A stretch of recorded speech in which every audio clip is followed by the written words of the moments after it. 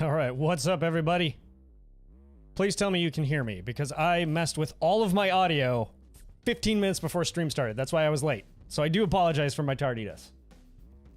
But please tell me you can hear me and everything sounds good, because I hate audio issues. And I'm like, oh, this is not the time to have to redo everything. So, perfect. Thank you so much. So, that being said, if anything is too loud or too quiet tonight, let me know. Because I've now switched it around so that I no longer hear what you hear. Which kind of sucks for me. I hate that, but it actually should lead to a better product overall. So, please let me know if you're like, the music's too loud or the game's too quiet or anything like that. Let me know. Let me know, because I want the best for you all. Because you choose to spend your time with me, and that matters to me. And I want the best for you. So, anywho, it's good to see you all. We got a ton of people in here tonight. Thank you for hanging out. I see Glitch Air, Baby Boo, Carter, Tiana, Cinder, Barrel, Scaraven. I am messing. My mind is tired. The words are not doing the word thing. Nelson, how are you? Baby Poo Industry. I like it. Melon, how you doing? Raven. Casual. What's up, Master Wayne? Your mom. Welcome. All right. Good to see you all. Am I missing? I'm hoping I'm not missing it. Xavier, what's up, buddy? Daktari, how are you? It's good to see you. I'm going to mess up my words all night tonight. What's up, Erica? How's it going? It's good to see you all. Thank you for being here. Whew, it's Friday, y'all. It is Friday, and what a week it's been. I have barely slept all week, so you're going to get, hopefully, the goofy version of me tonight. That's somewhat entertaining.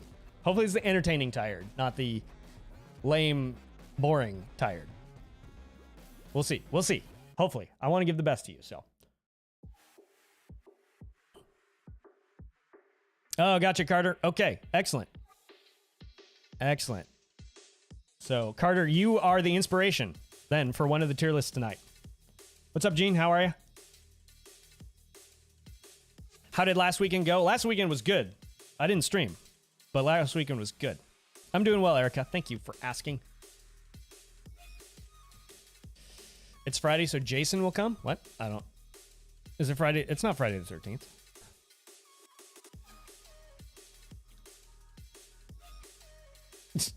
Gene, I don't friend viewers. It's kind of a rule of mine. I'm sorry. Because then it will just get out of control pretty quickly. What's up, Upton Kid? How are you? True, Baby Boo. True. Close enough. All right, so tonight, if you didn't, is Friday S tier. This Friday is S tier, guys.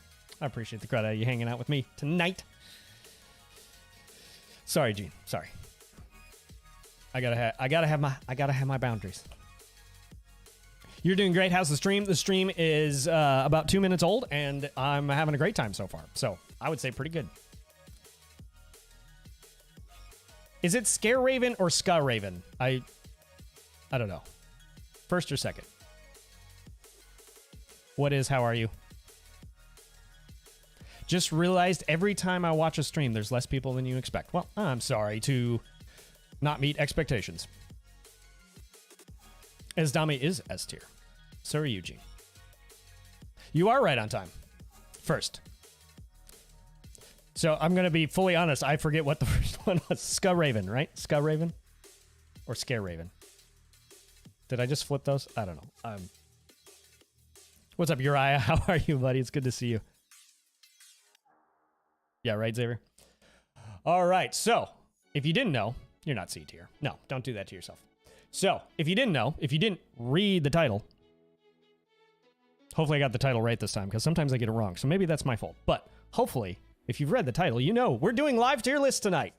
Because 2 weeks ago, I asked you guys if you'd like to see a live tier list, and it was pretty much unanimous. Hey, that'd be neat. So, we're going to do 2 of them tonight. We'll play some games too, but we're going to tier list. So, what I want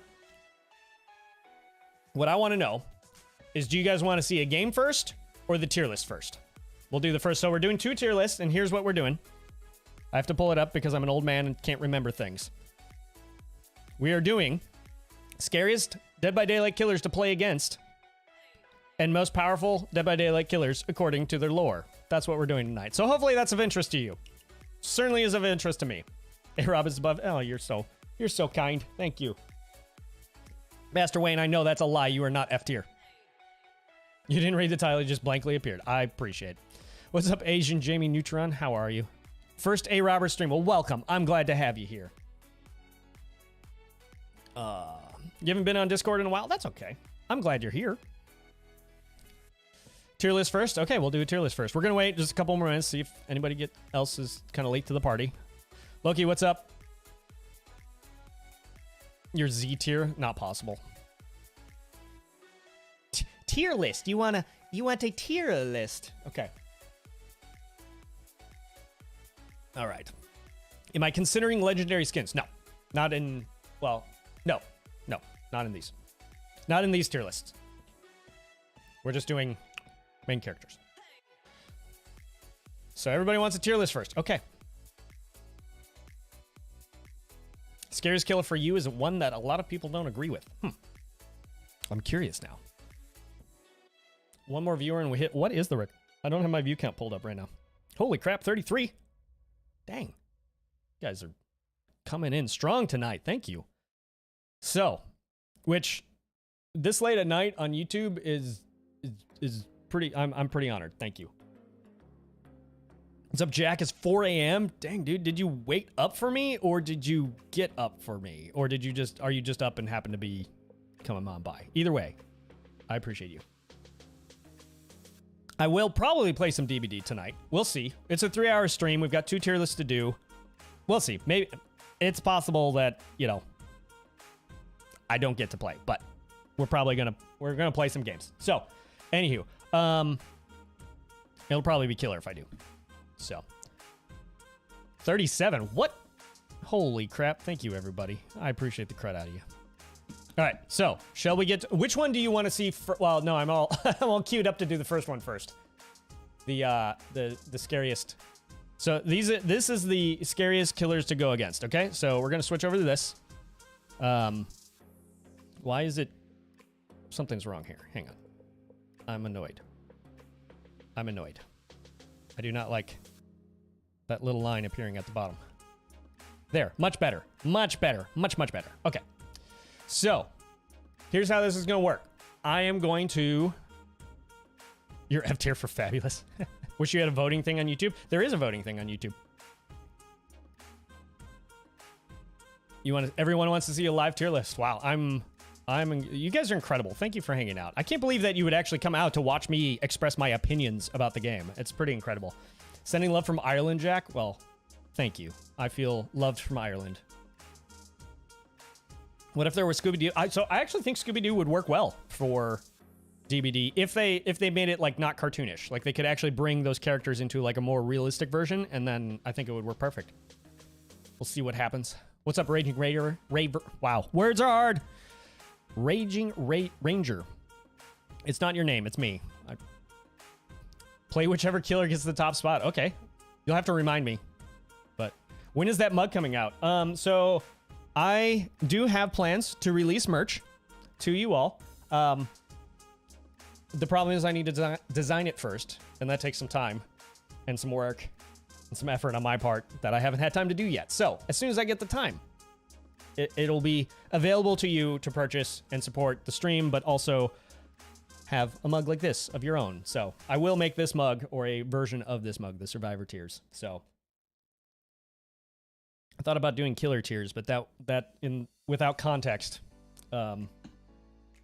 people might be a little weirded out if that was sitting on your desk at work. Killer tiers, you know, I don't know. Survivor tiers is at least ambiguous enough that people are like, huh? If they don't know the context. Anyways, Freddy is one of the scariest when you're asleep. That is true. You're drowning in chat. Chat is really fun tonight and engaging. I love it. Dredge is insanely scary. What didn't you barrel? I'm behind on chat.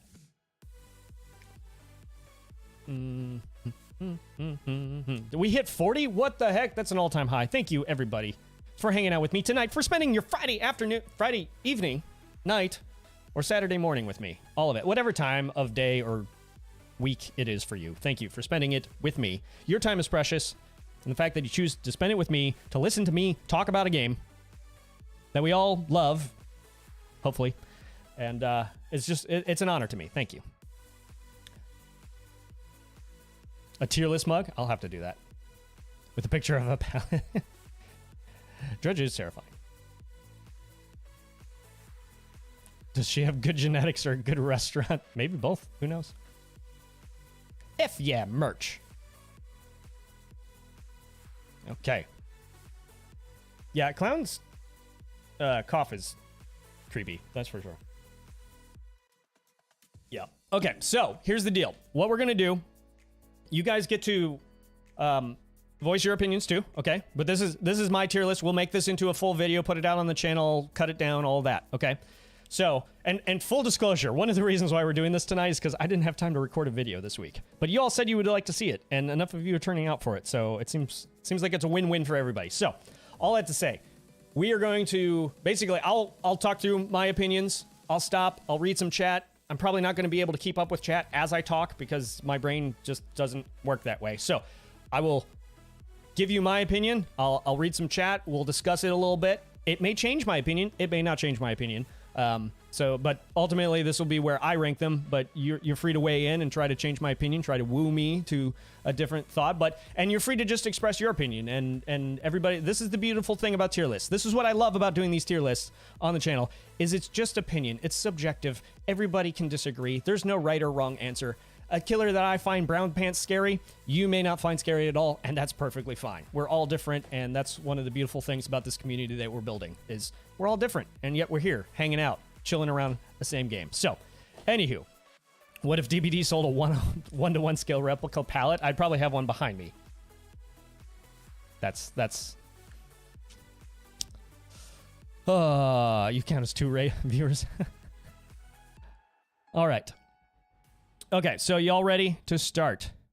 Just got here, DeBomb. Okay, so we are ranking the scariest killers to play in the game. So I did, if you're thinking, hey, I watched you do a tier list on killer fear factor, that was like my opinion on how scary killers would be to go against in real life. Like if the Dredge were to suddenly pop out of my closet, how brown pants would that be? Pretty brown pants, right? Okay.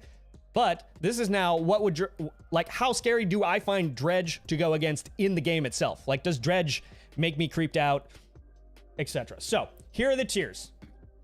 So tonight we are tier listing how scary the killers are to play in the game.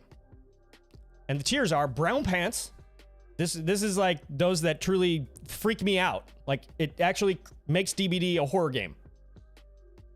The killers that actually make DBD a horror game for me go in the brown pants category.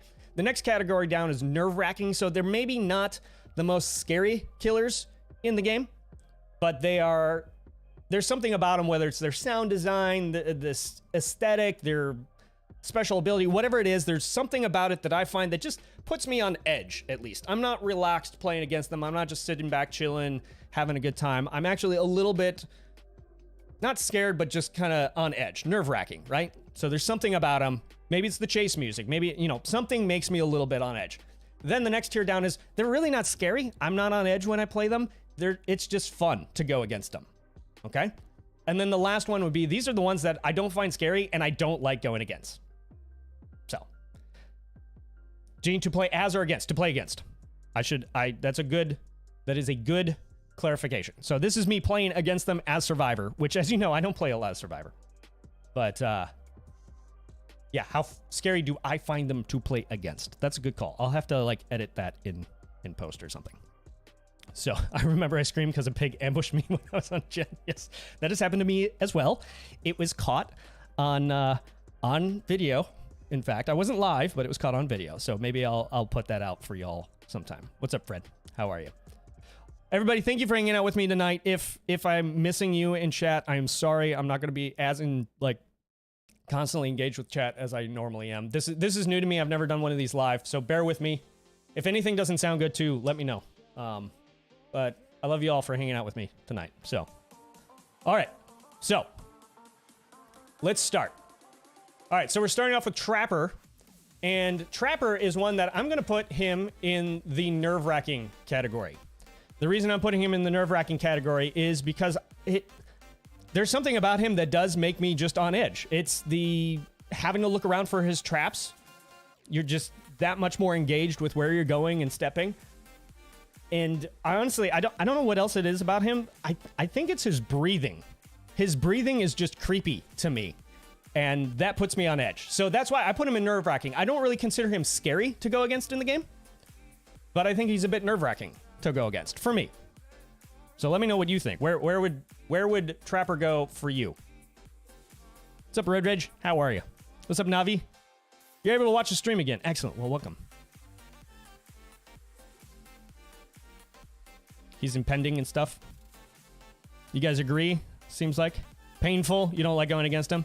We hit 50? What the heck? Guys, thank you for being in here. Thank you for hanging out tonight. Also, I don't have my alerts on, so if anyone joins as a member or super chats, I think I should be able to see it in chat, actually. But let me switch chats real quick.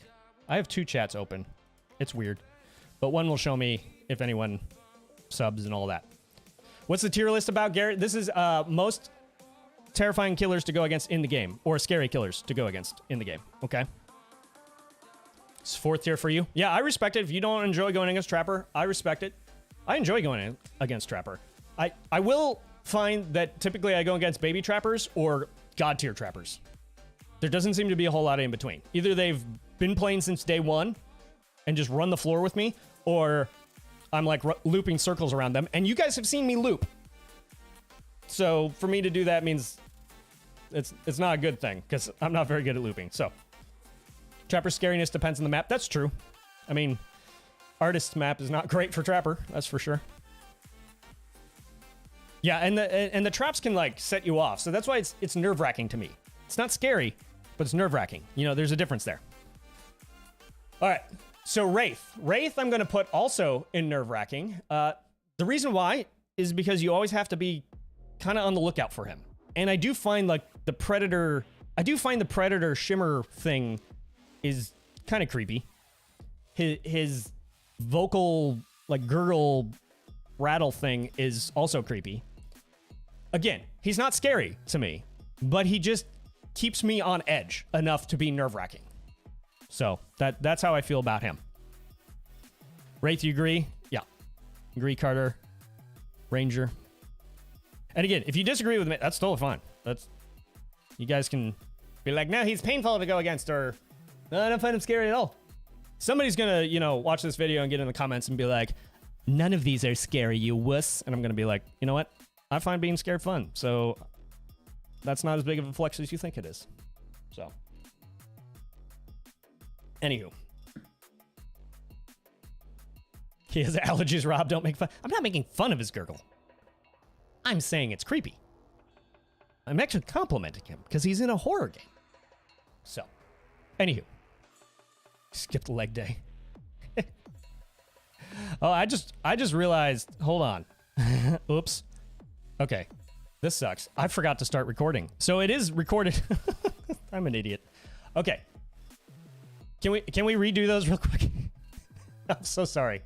Let me reset this. We're gonna fly through those 2 and then we'll get on. So pretend like none of that happened, okay? I'm gonna hit record.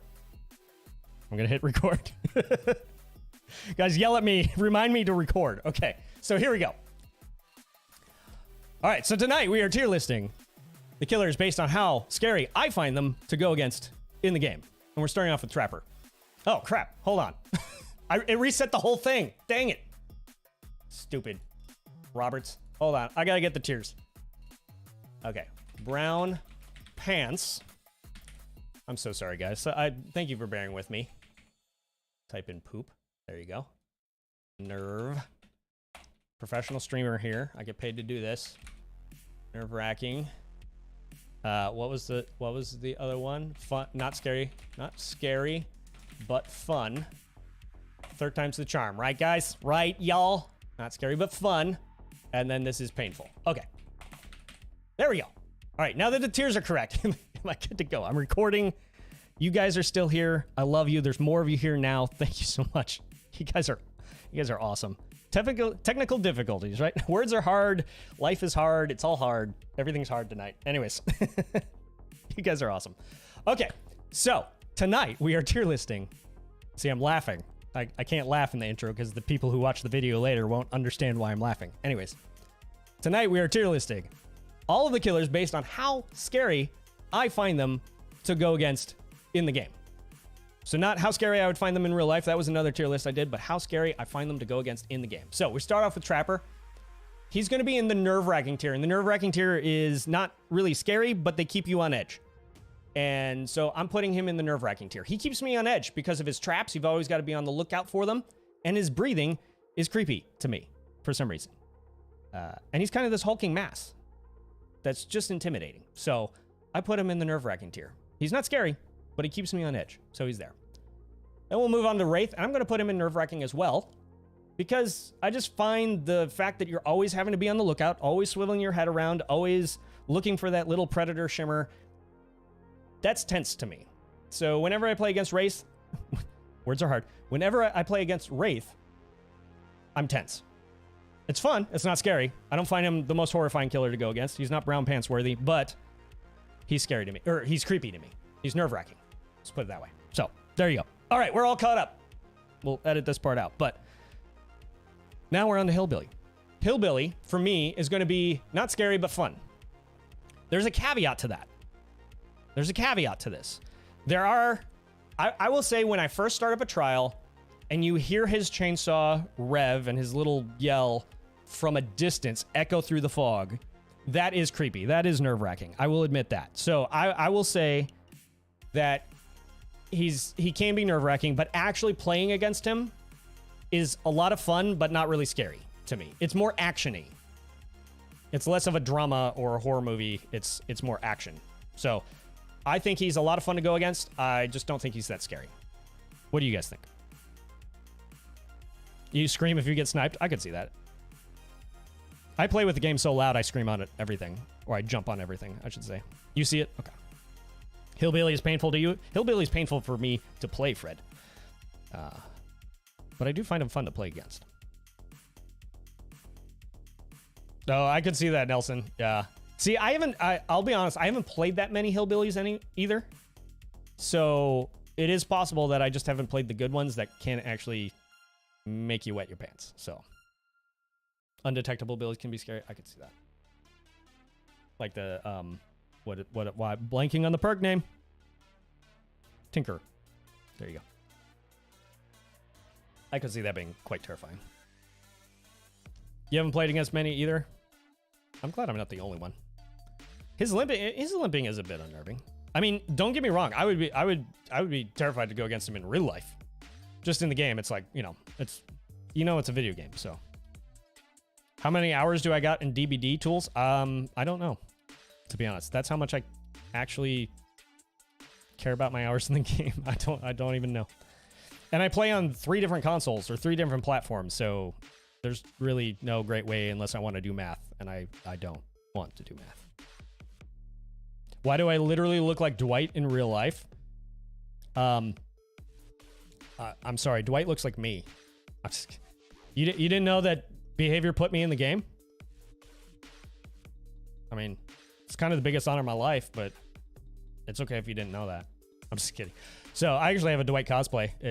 It was on a stream and a video recently. You can go back and look at it. I'll bust it out again soonish. Are you guys just now realizing I look like Dwight, the Dweird?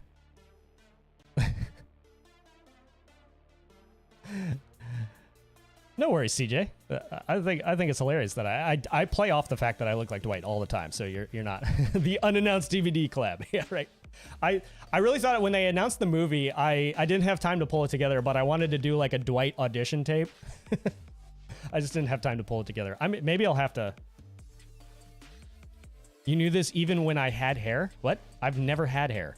I mean, I did back in the day when I was 18. But I was bald by 21, so. Sue Dwight for copying. No, I take copying as a good deal of flattery.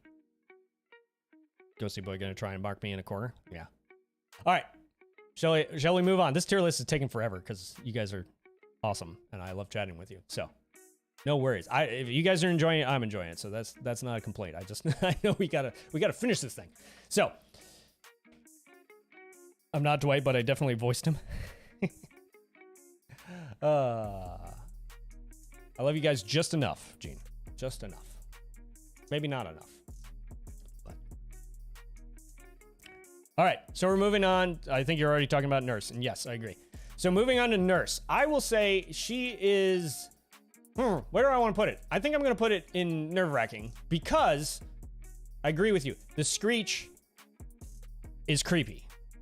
And you do kind of have to really be on your toes because her blinking around and screaming and gasping it is creepy, so it's got that effect. And she's just kind of she's all over the place. You kind of have to do mind games all the time, and you have to zig and zag and all that fun stuff. So I really enjoy going against Nurse. I know I'm like the only person in the entire DBD community who enjoys going against Nurse, but I do. And I've even had the most toxic killer that I've ever seen in the game play Nurse. And even with that standout, I still like going against Nurse. So I'm weird. I know. I like that she breaks the rules, but the point is I find her fun, but I also find her nerve-wracking. She just keeps me on edge. Again, not scary. Not truly like scary in-game. Obviously, her concept is scary. If she was in real life, she'd be horrifyingly scary. I'm talking about in-game. She is tense. She makes me tense. So there you go. You've never faced a Nurse? What? Nurse is the only killer you can loot properly. I know what you mean. I actually do well against Nurse. Probably because I face very low-tier Nurses. So. But. We had someone subscribe. Thank you. Ice Rose. Thank you. Thank you for subscribing.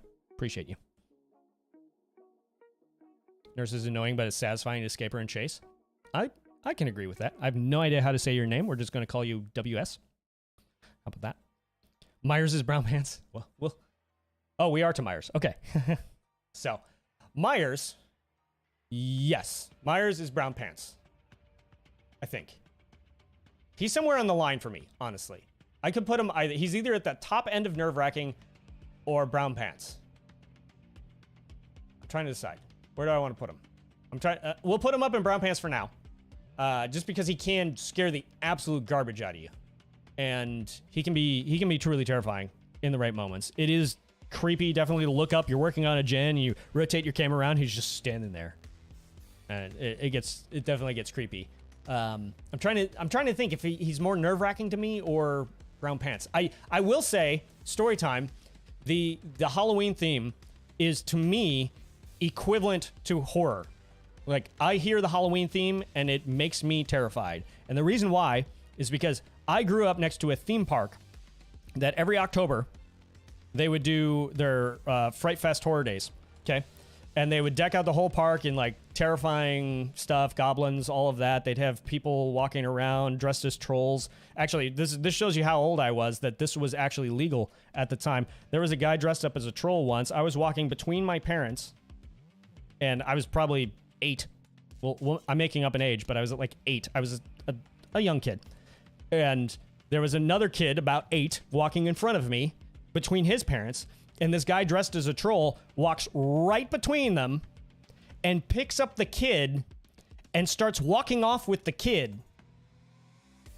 And then he gets like 10 steps and he drops the kid and the kid goes running back. But I'm like crapping my pants at this, right? I'm so freaked out because I'm terrified one of these guys dressed as trolls is going to come pick me up and carry me away to their troll lair or something like that. You know, maybe I was even younger than that. Anyways, it terrified me. The whole point I'm telling this story is the entire time you're walking through the park, they are playing the Halloween theme. So to me, all of this like horror stuff that I experienced way too young as a small kid, that was also a lot of fun, but I was also young. Like, it's just imprinted on me that the Halloween theme is synonymous with absolute horror of all calibers, not just Halloween, but in fact, I haven't seen Halloween. Confession time.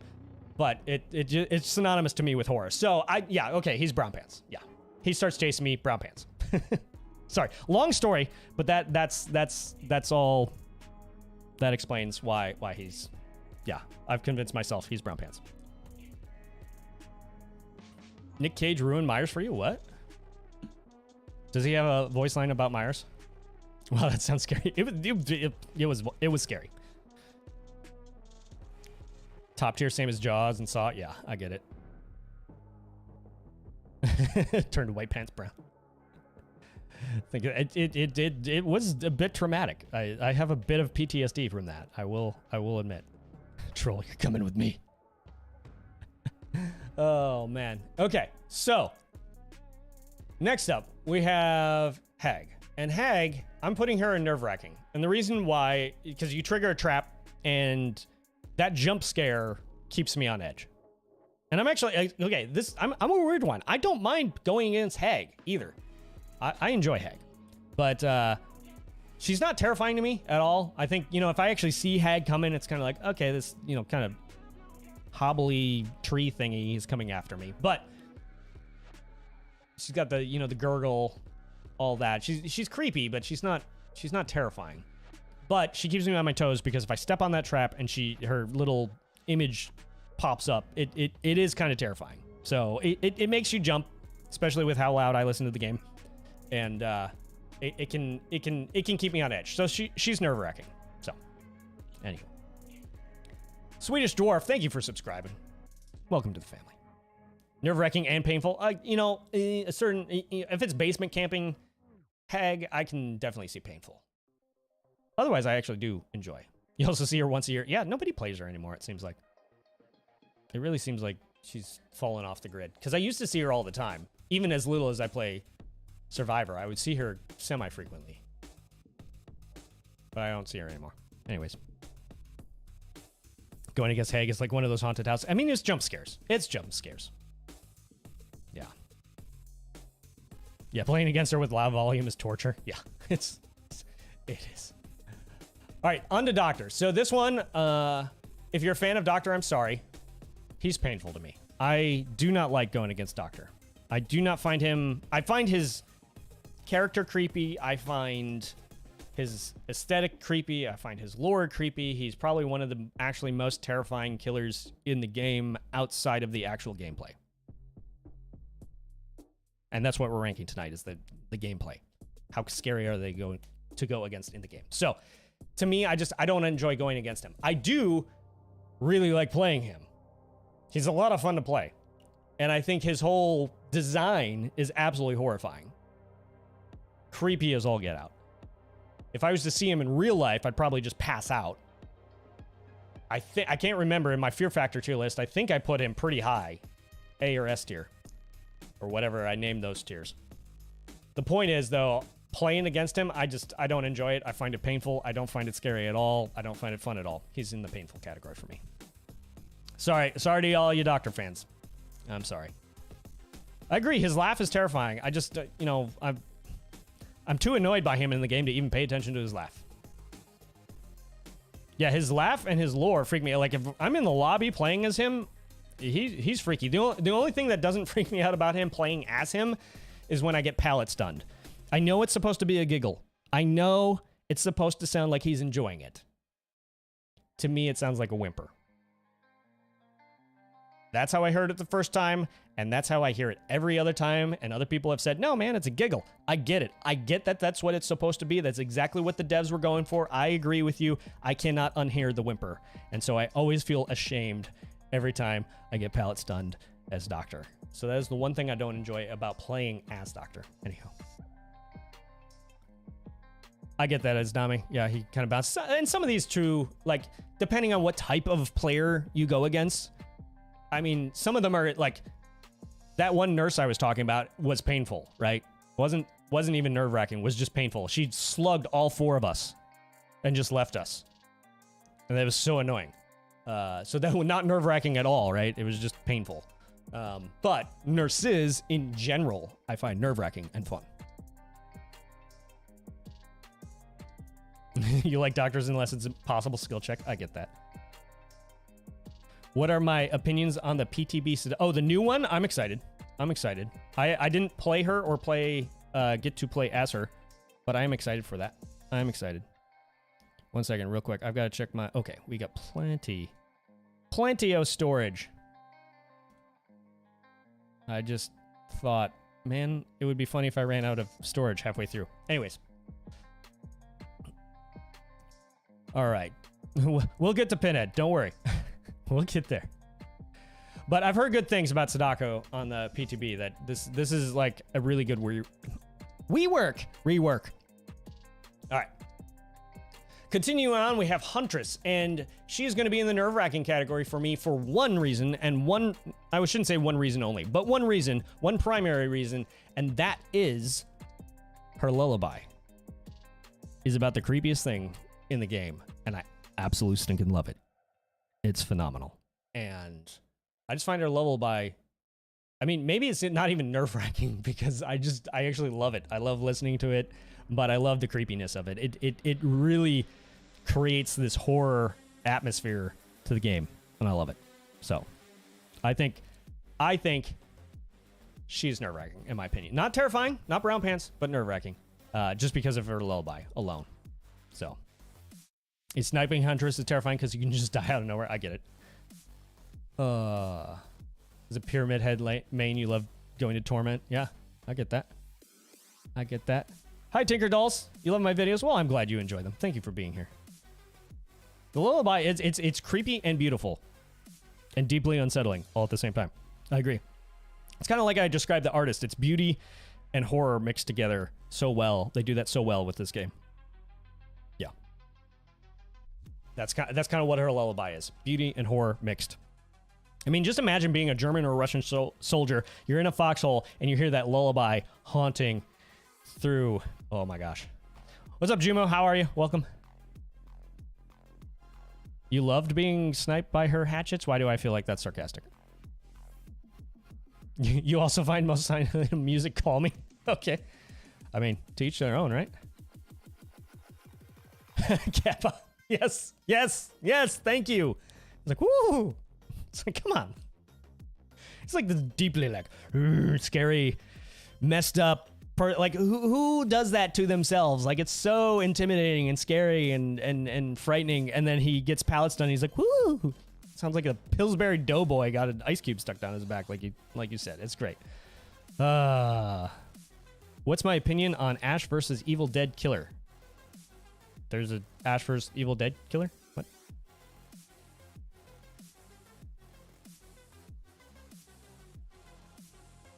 Yeah, Tinker Dolls, we're ranking the scariest killers to play in-game. To play against in-game. Sorry. Good clarification.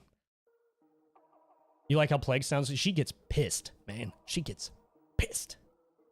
She's mad. Like, that's the thing. I get stunned as Doctor, and I want to go hide in a corner. I'm like, okay, you guys just work on gens. I'll be over here thinking about my choices in life. I get stunned as Plague. I'm like, whoa, it's on. Let's do this. Same thing with Huntress. She gets mad. That's great. Anyways, that's not what we're ranking. We're ranking Killer Fear Factor. Not Fear Factor. That was another tier list. We're ranking how scary they are to play in the game. I told you get Goofy Roberts tonight. You'd get Goofy Roberts. So hopefully you're enjoying it. Thank you all for spending time with me, by the way. Spending your night listening to me talk about DBD. I'm just honored. Thank you. But all would be awesome. Yeah. What's up, Xander? How are you? Kappa, I would pretty much agree with you. Maybe not the most, but he's up there. All right, Jumo, thanks for lurking. You have a great vacation, by the way. I didn't get to see you today. I'm sad about that. And I won't get to see you for a while because you'll be on vacation. But enjoy that. You've earned it. Salty. They taste salty, but good. Very good. All right, Bubba. So, Bubba. This one's hard for me. Okay, so I want to say, this is what I want to say. Not scary, but fun. Because I think the concept of Bubba is fun to go against. I don't find him scary at all to play against in the game. He doesn't freak me out at all. He doesn't put me on ease, whatever. Other than like how they'll all do that. Like the gameplay itself will make me somewhat unease. Make me feel unease on occasion, right, for any of them. But the point is, I genuinely don't find him very nerve-wracking to go against. But I'll be honest, I face a lot... When I face Bubba, a lot of them are camping, tunneling Bubbas. And it's really annoying. And so for me, like, I find the concept of him should go here, but it's just I face so many, he's painful to me. I just do not like going against Bubba. And I hear other people love going against Bubba, and I've played Bubba, and I've gotten compliments for not being a tunneling camping Bubba. And, like, I understand that he should be a lot of fun to go against. So I want to put him in Not Scary But Fun. I'm going to put him for now, tentatively, in Painful, only because almost all of my experiences against bubble players. Now, again, I have low MMR with Survivor, so I face brand new bubbas who think that tunneling and camping are the best strategies. And so, because of that, he goes in Painful. But anyways. All right, Kay the Orc, have a good night. Thank you for hanging out. Appreciate the crowd out of you.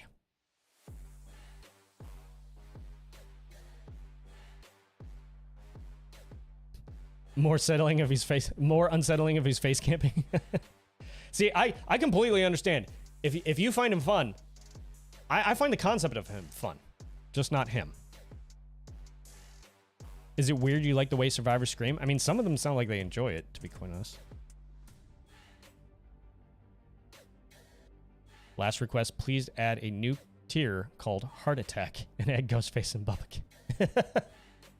If I had done that from the start, maybe that would have worked. All right.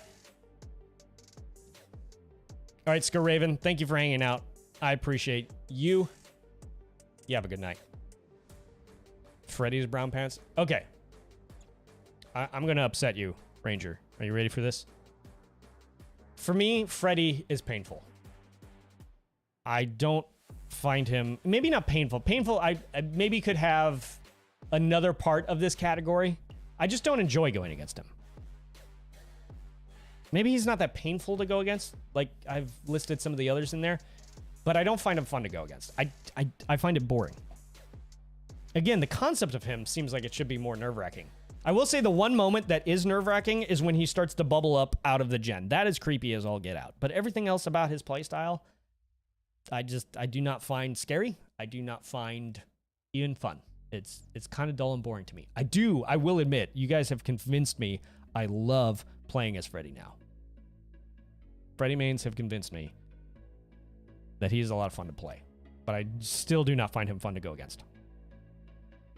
Yeah, I think you're right, Raging Ranger. He isn't painful, so maybe I should change the name of that tier. Just understand, like, should I make it? Let's do this.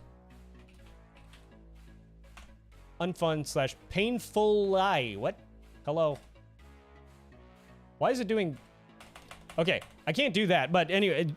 So not painful, just not fun. Okay, but he's going to stay in the painful tier.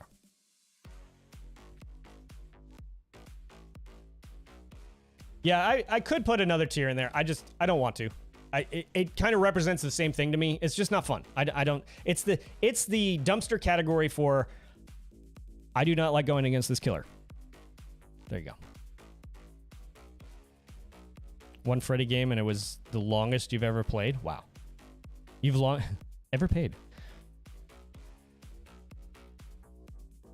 There's not a lot of people who play Freddy anymore. He's considered. There's a niche group who love playing as Freddy, and they have convinced me he is a lot of fun to play. I've had some of my funnest trials playing as Freddy, but I still do not find him fun to play against. But a lot of people, it's kind of a niche thing. Most people do not find him fun to play. They find him equally like boring to play as to play against. And so most people do not play Freddy. That is probably why you have not seen them. I agree with you, Swedish Dwarf. The noise his weapon makes, there's a...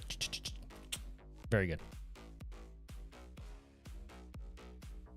Does not enjoying playing against them negate their potential uneasiness? So, Titanic B. Awesome name, by the way. Great question. For me, yes. In a lot of ways. For me, yeah. If I just am annoyed playing them, it's not as scary to me. I kind of... For me... Being scared is fun. So if I don't find them fun to go against, it kind of presupposes that I probably don't find them that creepy to go against. So. Pig is nerve-wracking, not brown pants. Well. We'll see. I think I'm gonna divert from you there. To me, Pig is brown pants. Okay, let me caveat that. A sneaky Pig is brown pants, because there are two types of Pig players, right? There are those that play her stealth and focus on her stealth ability, and there are those who kind of don't give a rip about the stealth and and really try to focus more on traps and other pig gameplay. A stealthy pig can scare the crap out of me. I have a friend who did that to me. That little roar coming out of nowhere, that is... You better hope you went to the bathroom before you played. I'm just saying. For me. I guess I better hope I went to the bathroom before I played. Because she is brown pants, a sneaky pig. A not sneaky pig is probably here. But I'm putting sneaky pigs up in brown pants. That's where I am. The pig squeak is adorable. Yes. Singularity is the definition of not scared but fun. I'm going to be fully honest when we get there. You'll hear me say, I've not played a Singularity yet because I haven't actually played Survivor since he released. So, I'll let you guys help me rate it. Excuse me. Surprise burp. Okay. Sorry about that. Surprise burp. All right. Clown. I'm going to be honest. Clown is painful. Maybe not super painful. He's not scary to play against for me. And he's not that fun to play against either. I finally did play a clown. I remember saying for the longest time, I've never played a clown. I finally did. I think I played 2. They're okay. They're not fun. I don't consider them fun. I don't think they're worthy of the not scared but fun. There maybe, again, maybe I should rename this painful tier. He's not exactly painful to go against. I know some people he is very painful to go against because of the whole distortion stuff. For me, it wasn't like super bad. It was just like, oh yeah, that's not very fun. Okay. I kind of feel bad for enjoying playing clown because I just don't think he's that fun to go against. So maybe not truly painful, but definitely not fun. So that's clown for me. Now, again, his whole aesthetic, him in the lobby, his background lore, all of that, that's truly terrifying. Yes, indeed. I would not enjoy facing him in real life, but in game, not scary. No. In actual trial. So again, we're not talking about the menu. We're talking about actual trial, playing against him. He's not scary. Just nauseating. I get it. I'm glad you agree, Navi, about the stealthy pig. It's the roar. The roar just, like, that's just brown pants right there.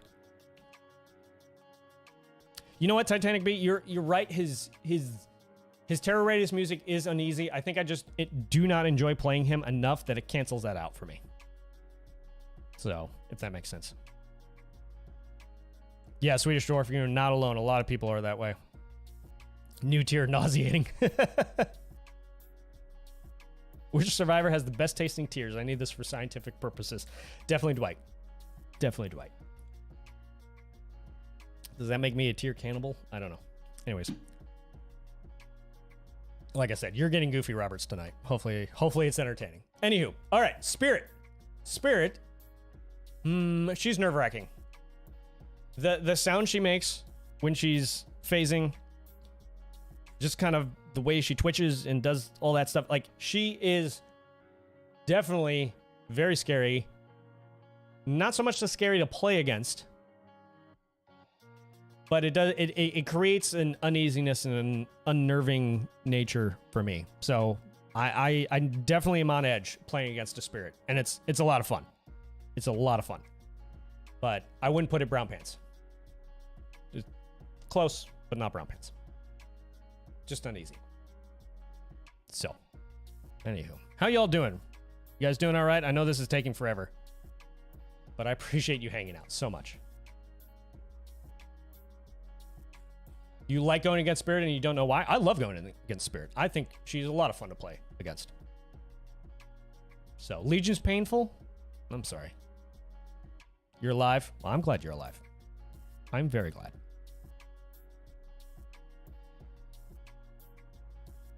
You guys are good. Love it. You played against one Spirit and she camped your friend. So that's why Bubba's down there. Legion is fun. All right. My thoughts on Legion. Legion is not scary, but fun. I do find Legion a lot of fun to play. If you find him painful, I completely understand that. But I find him a lot of fun to play against. I think his new chase music, or their new chase music, I should say, is absolutely incredible. And it's just a rocking good time. I sound very old when I say that, but it's a lot. Like, just because of the chase music, it's so much fun. Yeah, I think he's not scary, but fun. I think they are not scary, but they're a lot of fun to go against. It's very high energy, high action. I like it. There's a lot of stuff to do. It's a lot of fun. Yeah. I also like playing Legion. I always feel very weak as Legion, but I like playing Legion. Music makes it more intense in a good way. Yeah, agreed. I see Waipu. Yeah. That would make sense.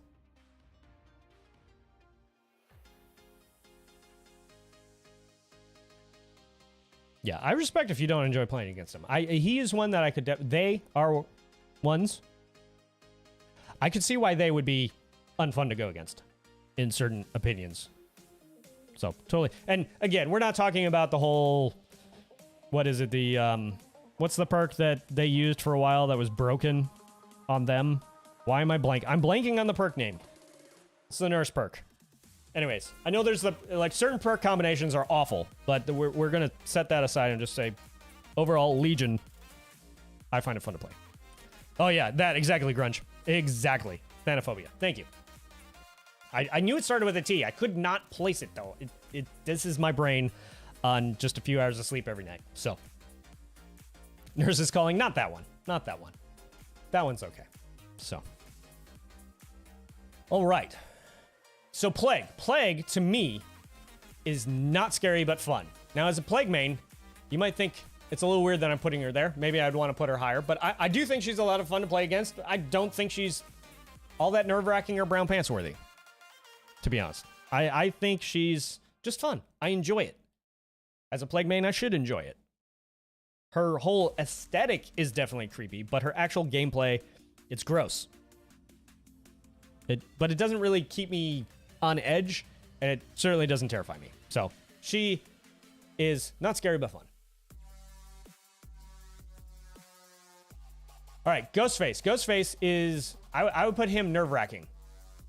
Because, kind of like with Myers, but not quite as jump-scary.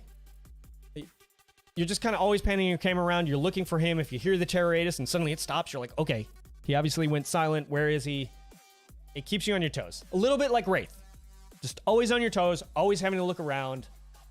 Can catch you off guard.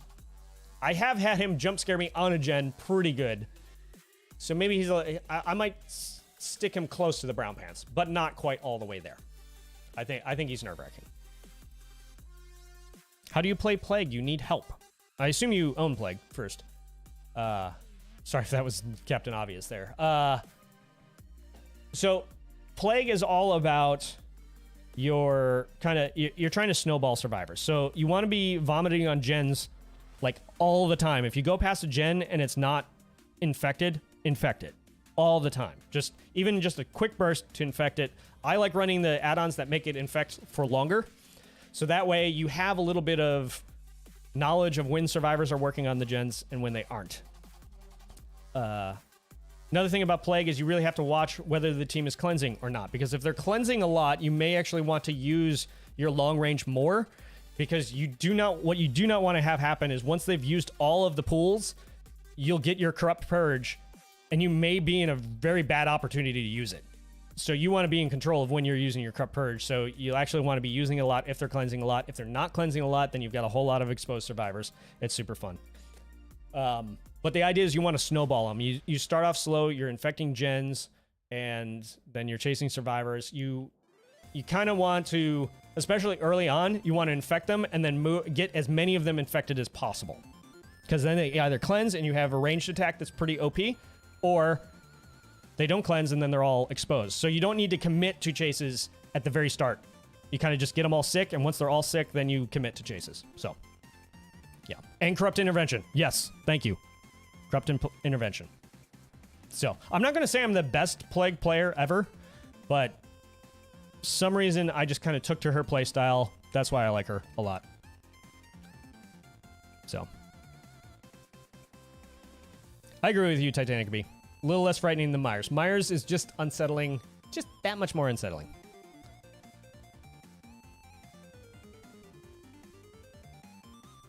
Yeah, a good Ghostface could make you jump. I've played a lot of Ghost Faces, so maybe I'm just kind of numb to it.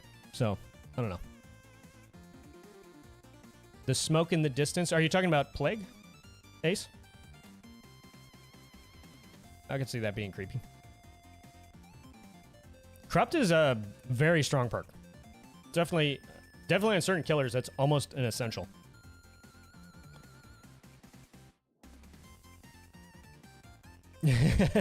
I love it when a vomit mommy snipes me from across the map. I mean, she is the vomit mommy. Of course, Raven. I hope that does help. Yeah, vomit mommy.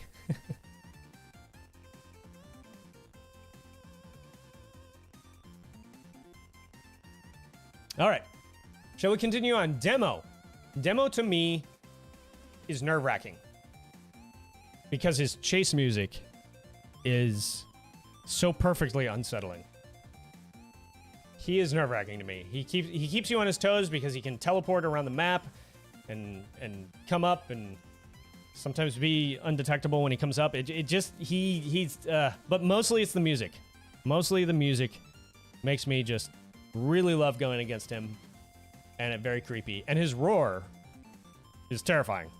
Like, that will shake you in your boots, at least for me. So, I think he's nerve-wracking. I don't think he's brown pants, but I think he's nerve-wracking. That's for sure. I think that, yeah, they nailed it.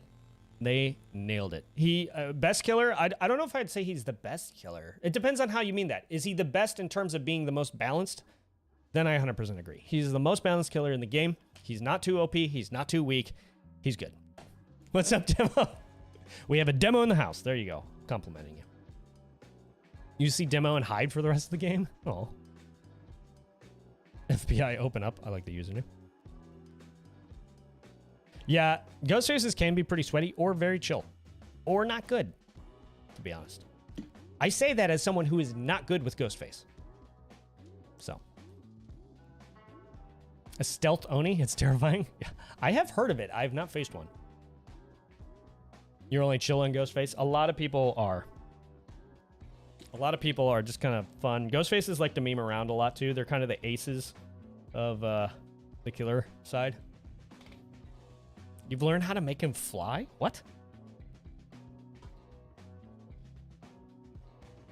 Most fun to play as and against? Okay, I respect it. I respect it. All right. Give me 1 second. Okay, so let's go back. So, Oni. Oni, I'm going to put, this may be controversial, I'm putting him in nerve-wracking. There's something about Oni when I first hear an Oni, when I know I'm going against an Oni in the trial, as soon as I figure that out, I'm pretty much like, crap, I'm screwed. I'm not getting out of here.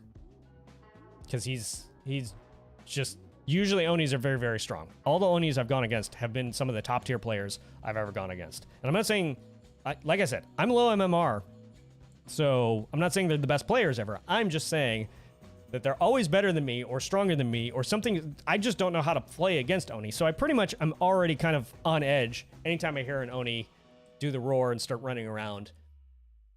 He's got enough, it's kind of like Trapper, just his hulking nature and some of his sound effects, some of the atmospheric elements just make him very intense. His chase music is super intense. I think he's nerve-wracking. I don't find him terrifying, but I think he's nerve-wracking. Yeah. Yeah, I agree. High nerve-wracking. There you go. Yeah, right? As soon as you hear it, it's like, well, crap. I guess it's just how long can I survive? His shred makes him launch in air? Interesting. You once looped an Oni for 4 gens and you're a bad looper? You were probably facing me, to be quite honest. Yeah, the roar is scary hearing across the map. Pyramid Head or Pinhead? Pyramid Head. Pyramid Head cannot be stopped. I know technically Pinhead could only be killed by another Cenobite, but I do think Pyramid Head is more powerful and would defeat him. So that's actually going to be part of the next tier list, just FYI, if we have time. Wow. Okay. We're gonna have to hustle up. This might be a long stream. Holy crap. I thought I was gonna be able to play a bunch of games in between, but no, I think we're having so much fun talking about the game. We're not even playing the game. I hope you're having fun. I'm having fun. I hope you're having fun. Thank you for hanging out with me. I appreciate the credit. Anyways. All right, Deathslinger. Deathslinger. Okay. He is like right in the middle for me. And I'll tell you why. So, Deathslinger himself, on the whole, except for one thing, I just find him a ton of fun to play. I've played some absolute god-tier Deathslingers. Just amazing. Hitting snipes across the map. I mean, I've played some good Deathslingers, and it was always a ton of fun. I really enjoy going against him. I don't find him scary in the game, but his chase music is pretty nerve-wracking. But it's just the chase music. Like the whole package, that's why he's on the border for me. I don't know. I think I'm going to leave him in not scary but fun, because I find him more fun than nerve-wracking. More not scary but fun than I do nerve-wracking. But there is that element that I will admit is nerve-wracking. His chase music is some of the most like tense in the game, I think. So, a Deathslinger who can hit his shots is freaky. Yeah. Carter, you want me to put him in S? So that's why I renamed the tiers. This is not the only bad one. Okay, the only bad one is painful. Slash, you can imagine it saying slash not fun. Okay, the only bad one is the bottom one. Everything else is. That's why it's not S tier, A tier, B tier. I'm not saying not scary but fun is worse than brown pants. I'm just saying some of them I find really truly terrifying. Some of them I just find a little bit edgy, and then others of them I find just fun. That's all I'm saying. I'm not saying, you know, the Deathslinger is worse than Bubba, or no, not Bubba. I don't know why. I'm not saying Deathslinger is worse than, words are hard, guys. Worse than Myers. I'm saying that I just don't find him that scary. That's all. That's all. So don't think in terms of S tier, A tier, B tier. It's really like S tier, D tier, if you will. I enjoy going against everybody in the red, the kind of brownish orange, the kind of mustard yellow, just not the kind of greenish yellow. Okay. That's the only bad one, is the bottom one. Anywho, sorry, that was too long of an explanation. All right, now we have Pyramid Head. Pyramid Head, I find him nerve-wracking. Everything else about him, other than playing him in-game, you know, I don't know. Okay. He's like in the highest end of nerve-wracking, at least. Because there is so much about him. His chase music, I'm going to talk myself into brown pants. His chase music is deeply unsettling. His sound effects are just horrifying. I love them. His hulking presence, I think I'm going to leave him in nerve-wracking because it all just kind of leads to this on-edge feeling for me. He's definitely like at the top end of nerve-wracking. I don't think he's yet brown pants. He doesn't have those moments where I'm like fear that I'm going to scream out loud, you know? Maybe if he hits you through a wall, but he doesn't have those moments that truly terrify me, but he does deeply, deeply, deeply unsettle me. So I think he'll probably be at the top of nerve-wracking, just not all the way to brown pants, if that makes sense. So that's where I am with him. Blight, I find not scary but fun. I don't think he's that scary to go against. He does kind of have the sound effects that are a little bit horrifying, but overall, I just feel like I'm playing against a pinball and trying not to get hit. It's like a very fast game of tag. I like playing against him a lot. He's a ton of fun. I just don't find him that scary to go against. His actual character model, horrifying. But in game, you're not really looking at that. You're looking at his gameplay and some of the other atmospheric elements, which I just find fun. His chase music is epic. It's just not terrifying to me. I think he's not scary, but yeah. Pyramid Head's the only one in this game that scares you. His terror race makes you cry. I mean, it's truly nerve-wracking. Yeah. When you play Pyramid Head, you're super toxic. I wouldn't say that's toxic. That's playing as an intelligent... maybe the Ring Around a Survivor. That could be toxic. It could be considered toxic. Okay, there's multiple levels of toxic, right? There's the toxic. That would be toxic. Then there's the like, I'm gonna call you names in the in-game chat. That's toxic. That's a different thing. That's bad. you're a Silent Hill fan, but you're biased. I get it. I get it. Blight is the pinball killer. Yes.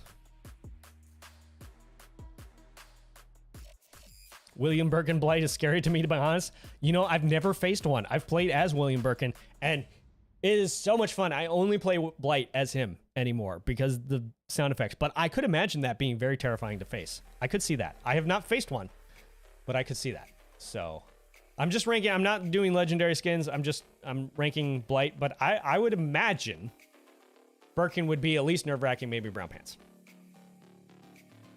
We did do Pyramid Head. Yep. All right, Navi, thank you for hanging out. Appreciate you. Have a good night. Enjoy time with the family.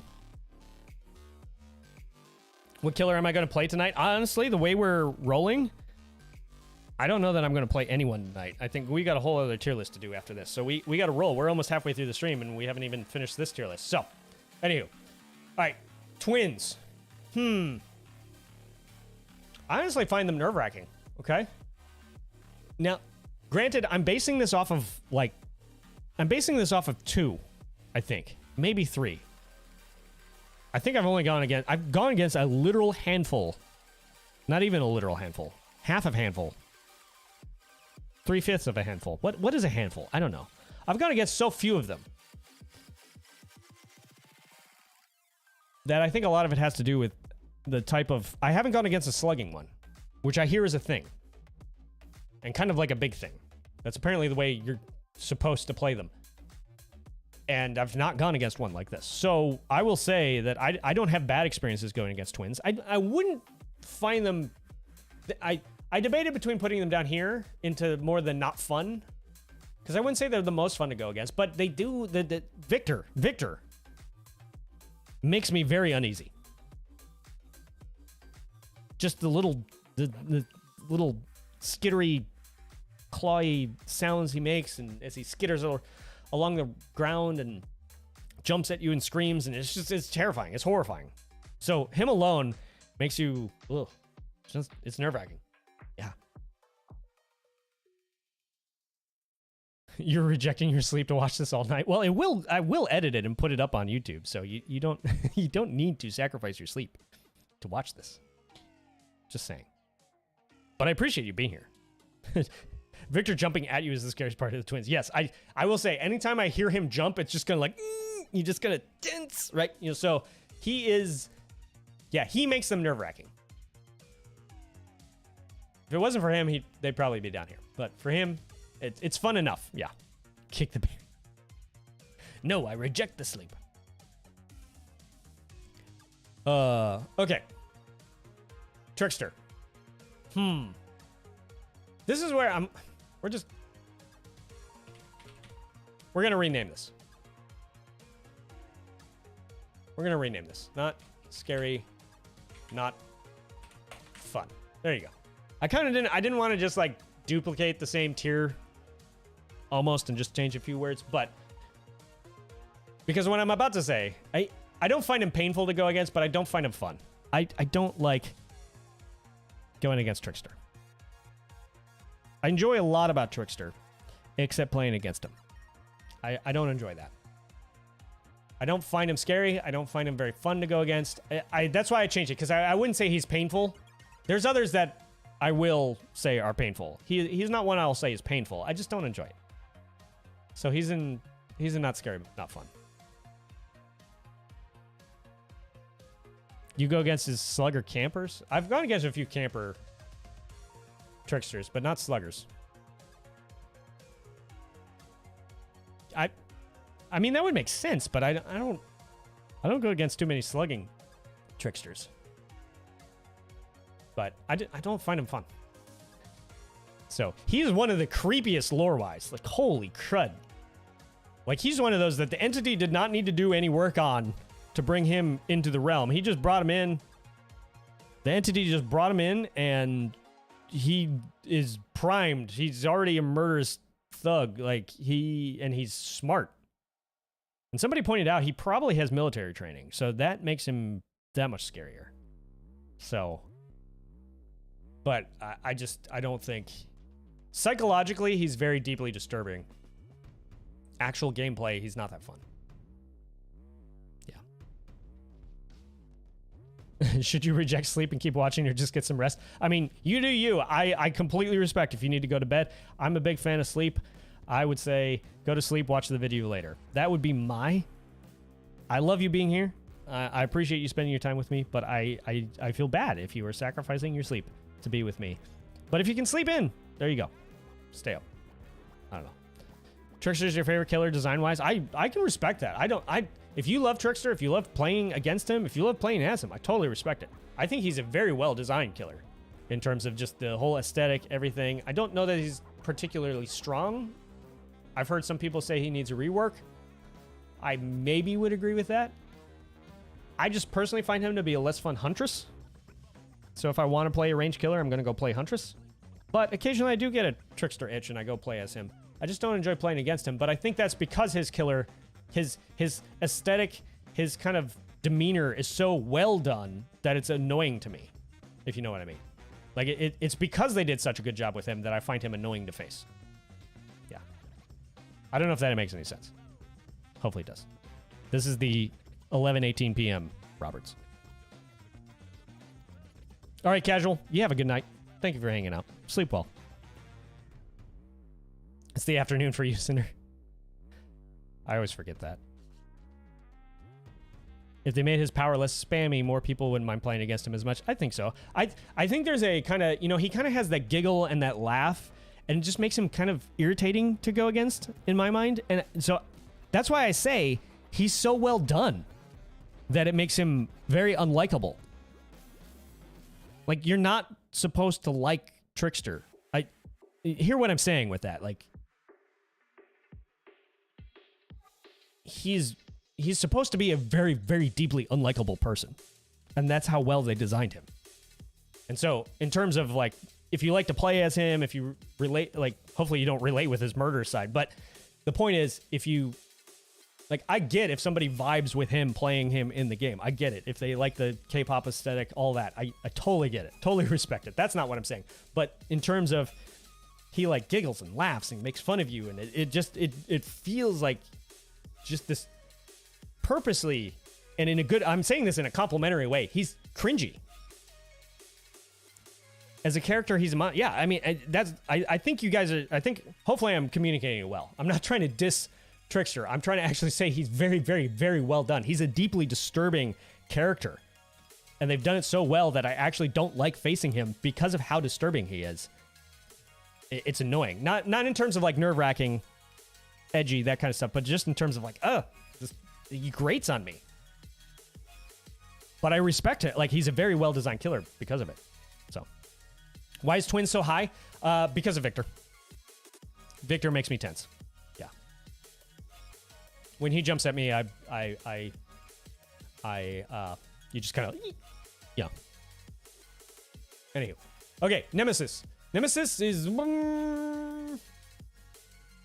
there's two reasons I'm putting it up here.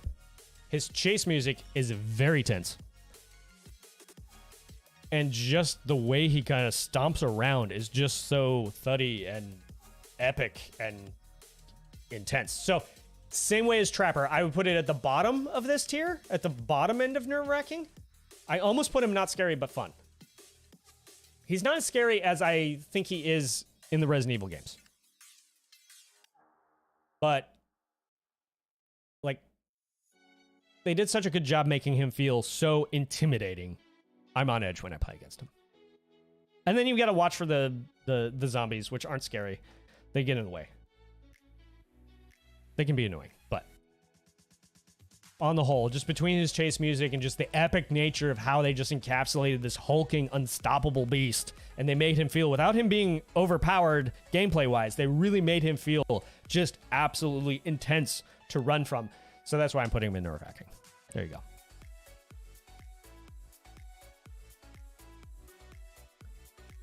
You've had 2K hours and only had 3 twins? I've not had 2K hours, but I've also only had 3 twins. Maybe 2.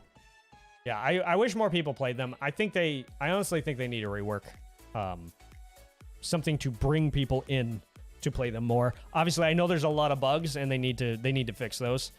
They don't, because there's probably 4 people who main them. And it's just about cost benefit. analysis, they probably go, there's not enough people who play twins to actually make them worth playing, which is sad to me, but Charlotte on her own, I mean, Charlotte on her own wouldn't be fun. Charlotte on her own would not be fun. I don't think. And I don't find her personally all that scary, gameplay-wise. I think Victor is what makes them nerve-wracking. So, I mean, she's kind of hulking. She's a bit Trapper-esque, but I think it's truly Victor that puts them up there. I don't think. I mean, she's just an M1 killer. That's all she is. Victor is her power, which is also why he can't have skins, which is annoying. Because he's in the way they coded the game, he's the power, not the part of the skin. So he's the same in every single skin they have because of that. It's sad. I want to see him in a little pirate hat. That's what I want. I want them to fix that. So what we should do is we should all... How many people do we have in here? We have... Hold on. We have 41 people in here. All 41 of us should just play twins for a month. We're not actually going to do this, but we should play twins for an entire month. So they start to go, wait, what? So many people are playing twins. We have to fix them. We have to give Victor cosmetics. It wouldn't work. That's why we're not actually going to do that. But we should. Kappa, no. Yeah, Wesker brings his entire orchestra. Yeah, right. What's up, Rosalia? Sorry, I'm bad with the names tonight. Welcome. Appreciate you being here.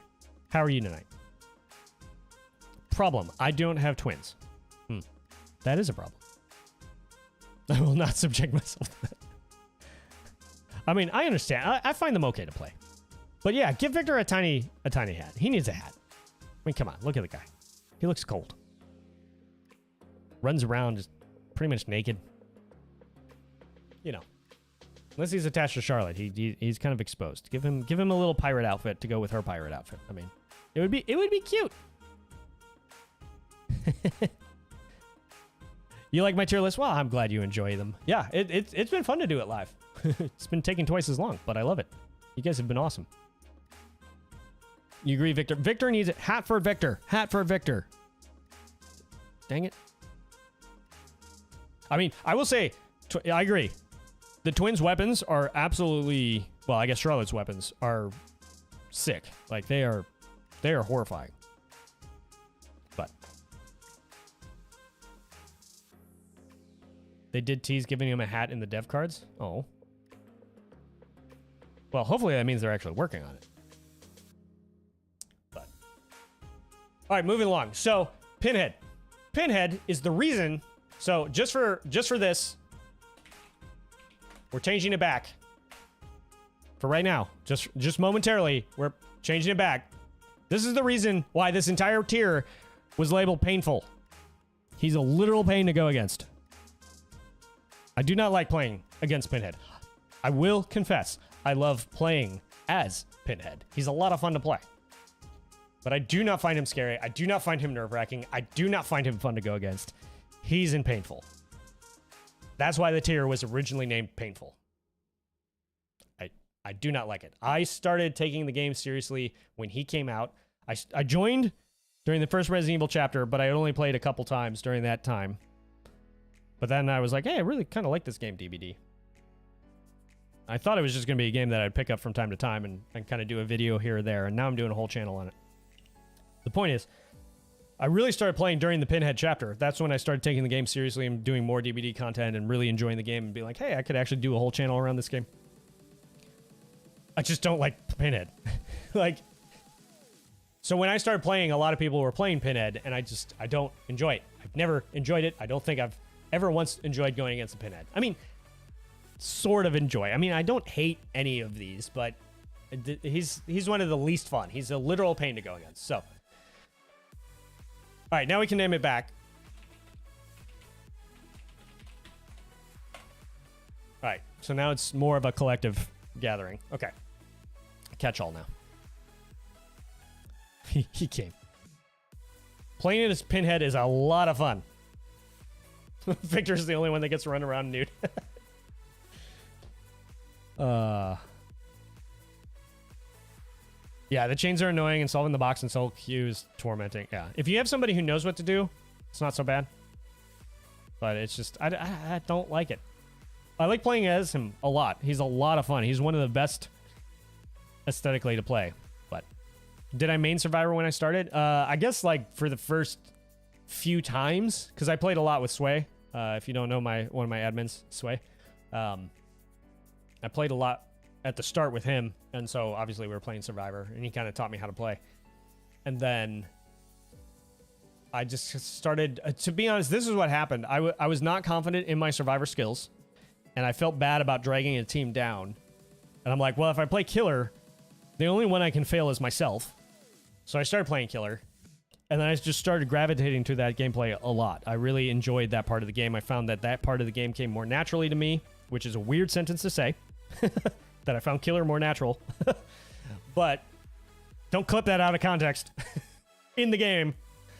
But I just, yeah, I don't know. And then I just, you know, all the killers are different. They all have different powers. So whereas the survivors are more skins. So no matter who you're playing as, you're basically playing the same game. Whereas with Killer, things change depending on which killer you pick. So yeah.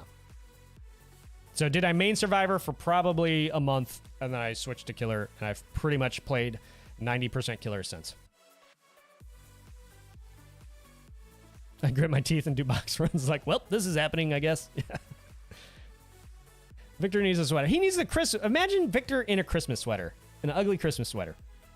I mean, talk about money behavior. You're passing on a lot of money here. Those microtransactions would just fly off the virtual shelf. Sadako's brown pen. You're getting ahead. You're getting ahead. We got to do Artist first. Artist is nerve-wracking for me. I find her whole aesthetic, everything about her, just beauty and horror just intermixed so well. It's deeply unsettling. And those crows, just the scream it makes.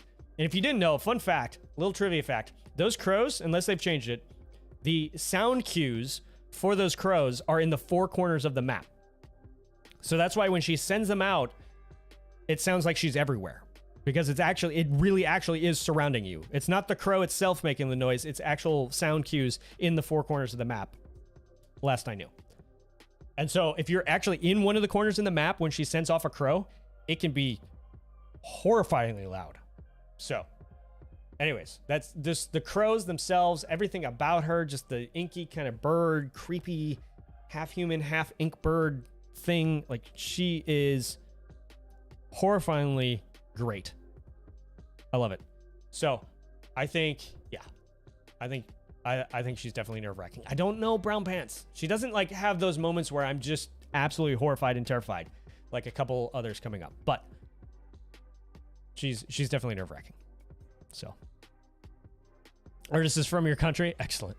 What's up, Mountain Lion? How are you? We need more microtransactions. I mean, think about it. We're gamers asking for more microtransactions.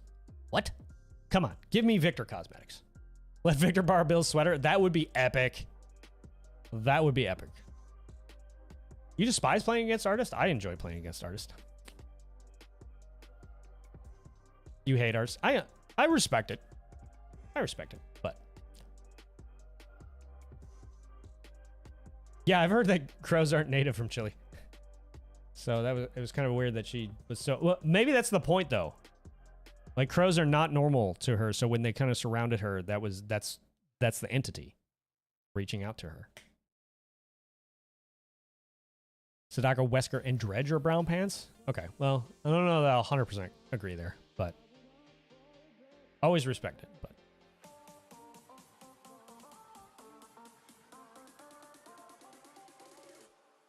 you were just playing as Artist. I want to get better at Artist. I like Artist a lot.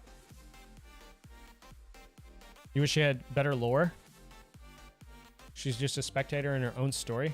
What's up, Anya, by the way? I'll have to go back and read it. I actually enjoyed it the first time I read it. I did not enjoy, what's his name? Josiah? No. Jonah. Wow. This is 11:32 at night. Okay. Onryo. Onryo is instant brown pants. I mean, she terrifies you in the lobby. She terrifies me in game. Everything about her is so disturbing and just horrifying, and I love it all. She's brown pants. 100%. 100% brown pants. I don't think, if you do not find her scary to go against, I feel bad for you because it's a whole lot of fun. I mean, it's just like, she is terrifying. She will jump scare the crap out of you. Everything about her. There's nothing about her that I don't find either nerve-wracking or brown pants worthy. So she's in brown pants. I respect it if you don't find her that bad. I do. For me, she is the scariest, one of the scariest killers in the game to go against. Felix Redfield. Isn't Jonah a war criminal? Okay, so here's the thing. He's only a war criminal if he did it on purpose. Okay? And I don't believe, I'm trying to remember his lore. I don't believe he did. He actually got really upset when he realized what he was doing. He was just following orders. He didn't realize what he was doing. He didn't have the chance to object. Now, I could be wrong. It's been a while since I've read his lore, but I don't think he's actually technically a war criminal because he himself was not cognizant of what he was doing. He thought he was hitting actual targets and instead was hitting civilians. So he didn't know. So technically, I don't think that, I mean, maybe, I don't know how the rules work, but I think it's, you have to be somewhat cognizant of it. No, again, that's just my opinion. Maybe the rules are different. I'll respect it if the rules are different. But I've heard people be like, well, he's a war criminal. Like, no, he hated once he found out, and he quit or he changed? He made adjustments so that he wouldn't do that again, and he tried to make amends for it once he knew what had happened. I think it really would be the people giving him the orders that were the war criminals. So. You love the Ringu movies? I've only seen The Ring.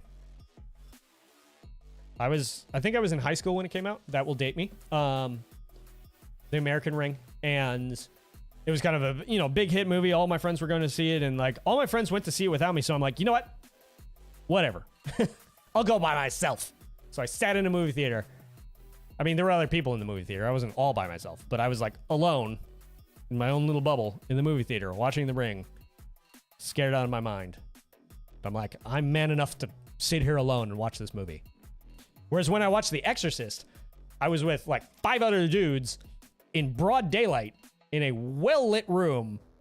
That didn't matter. I was terrified out of my mind watching The Exorcist. Yeah. Anyways, I don't watch scary movies, guys. I watch like zombie movies and that kind of stuff.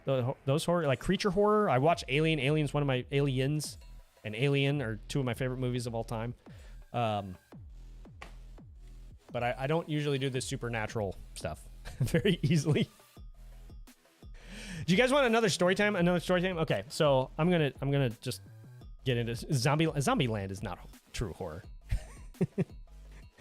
But another story. So when I watched Evil Dead 2, my buddy, so I had a really good friend in college. I'd go over to his house. He had a finished out basement, so we'd hang out in his basement all night, often late into the night. And we were watching Evil Dead 2. And he explains to me it's kind of like a half horror, half comedy because they realized Evil Dead 1, they tried to make an actual horror movie, and then it just ended up being so like silly as a B horror movie that it was funny. It wasn't trying to be funny, but it was funny because of how bad it was. So with Evil Dead 2, they just leaned into that comedy. So he's like, it was really more comedy than horror, right? And we're watching it, and sure enough, it's way more comedy than it is horror. We're cracking up, we're laughing at everything. Then he goes to take a call, I think from his girlfriend at the time. So he goes to talk to we'll say it's his girlfriend. He goes to talk to his girlfriend in the bathroom. Kind of a weird detail for me to mention, but he's off in the bathroom away from me. And suddenly it hits the point in the movie. If you've seen the movie, you'll know exactly what I'm talking about, where the entire cabin, so Ash is in the cabin, he's starting to go insane, and the entire cabin starts laughing at him. And by the entire cabin, I mean the deer head on the wall, like, kind of suddenly moves and starts laughing. The dresser is laughing. The lampstand is laughing. Everything's laughing in these weird, evil laughs, and then he starts laughing. It's truly a deeply unsettling moment in the movie. It's like, when I say it's like half horror, half comedy, it's mostly comedy, and then this scene, horror. And he left the room for that and left me alone. So it comes back out and I'm like, dude, you left me at the only scary part of this entire movie by myself in a basement. I was annoyed. It was really funny, actually. It's a super great movie. If you haven't seen Evil Dead 2, go watch Evil Dead 2. It's pretty funny. I mean, true, Anya. That's true. I mean, I don't know. I don't.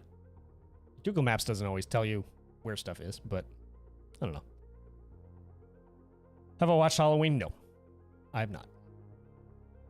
Okay, thank you, Mad Max. Somebody can confirm to me that scene is terrifying. A lot of the movie is hilarious. That scene, I'm like, dude, you walked out 5 minutes before that scene. Comes back, he's like, what's going on? I'm like, I'm scared out of my mind. You curl in the fetal position, simply cease to exist. So it's so funny because Ash just starts laughing too because he's completely gone insane by that point. You're getting a divorce? Cinder, I'm so sorry. So very sorry to hear that. We're here for you. Okay? Hopefully we can brighten your day. You hate Laurie Strode? Why? What is there hate about her? All right, next up is Dredge. Dredge is also brown pants. He scares the crap out of me. It scares the crap out of me. Every time I play the game, it's so much fun. Just working on a gen and then you see that locker just start to rock and you're like, oh crap.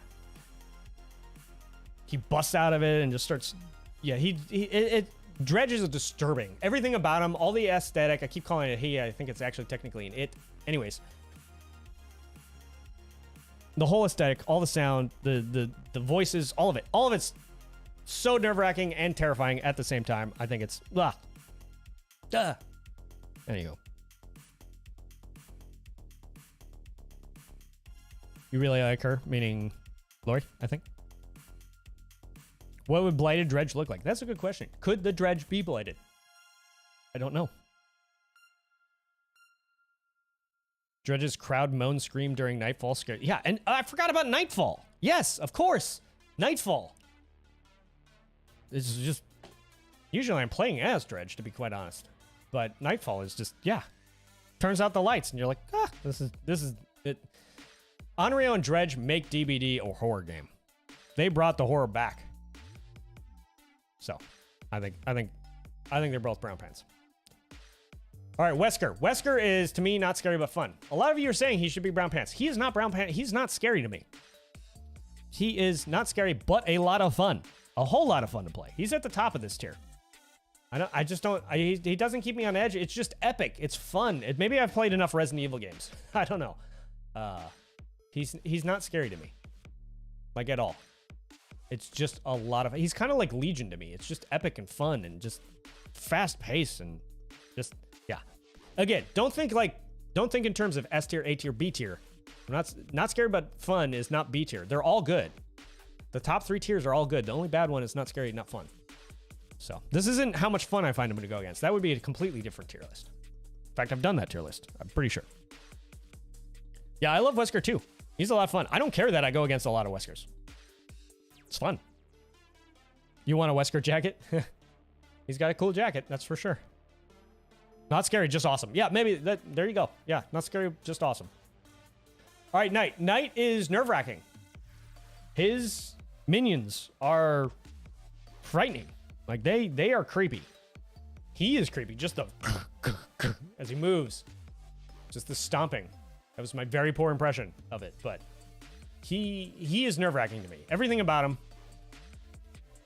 A little bit like Pyramid Head, not quite as unsettling as Pyramid Head, but in a lot of ways similar to Pyramid Head to me. So that's in terms of just the unsettling nature of everything about him. And his minions, just when they the sounds they make when they're manifested and then start when they find you and start chasing you, like just all of it is so unsettling. I love it. It's great. Makes it a horror movie. All right, I'm going to be full honest. I don't think I've ever gone against a Skull Merchant, and I have not played Survivor since Hux came out.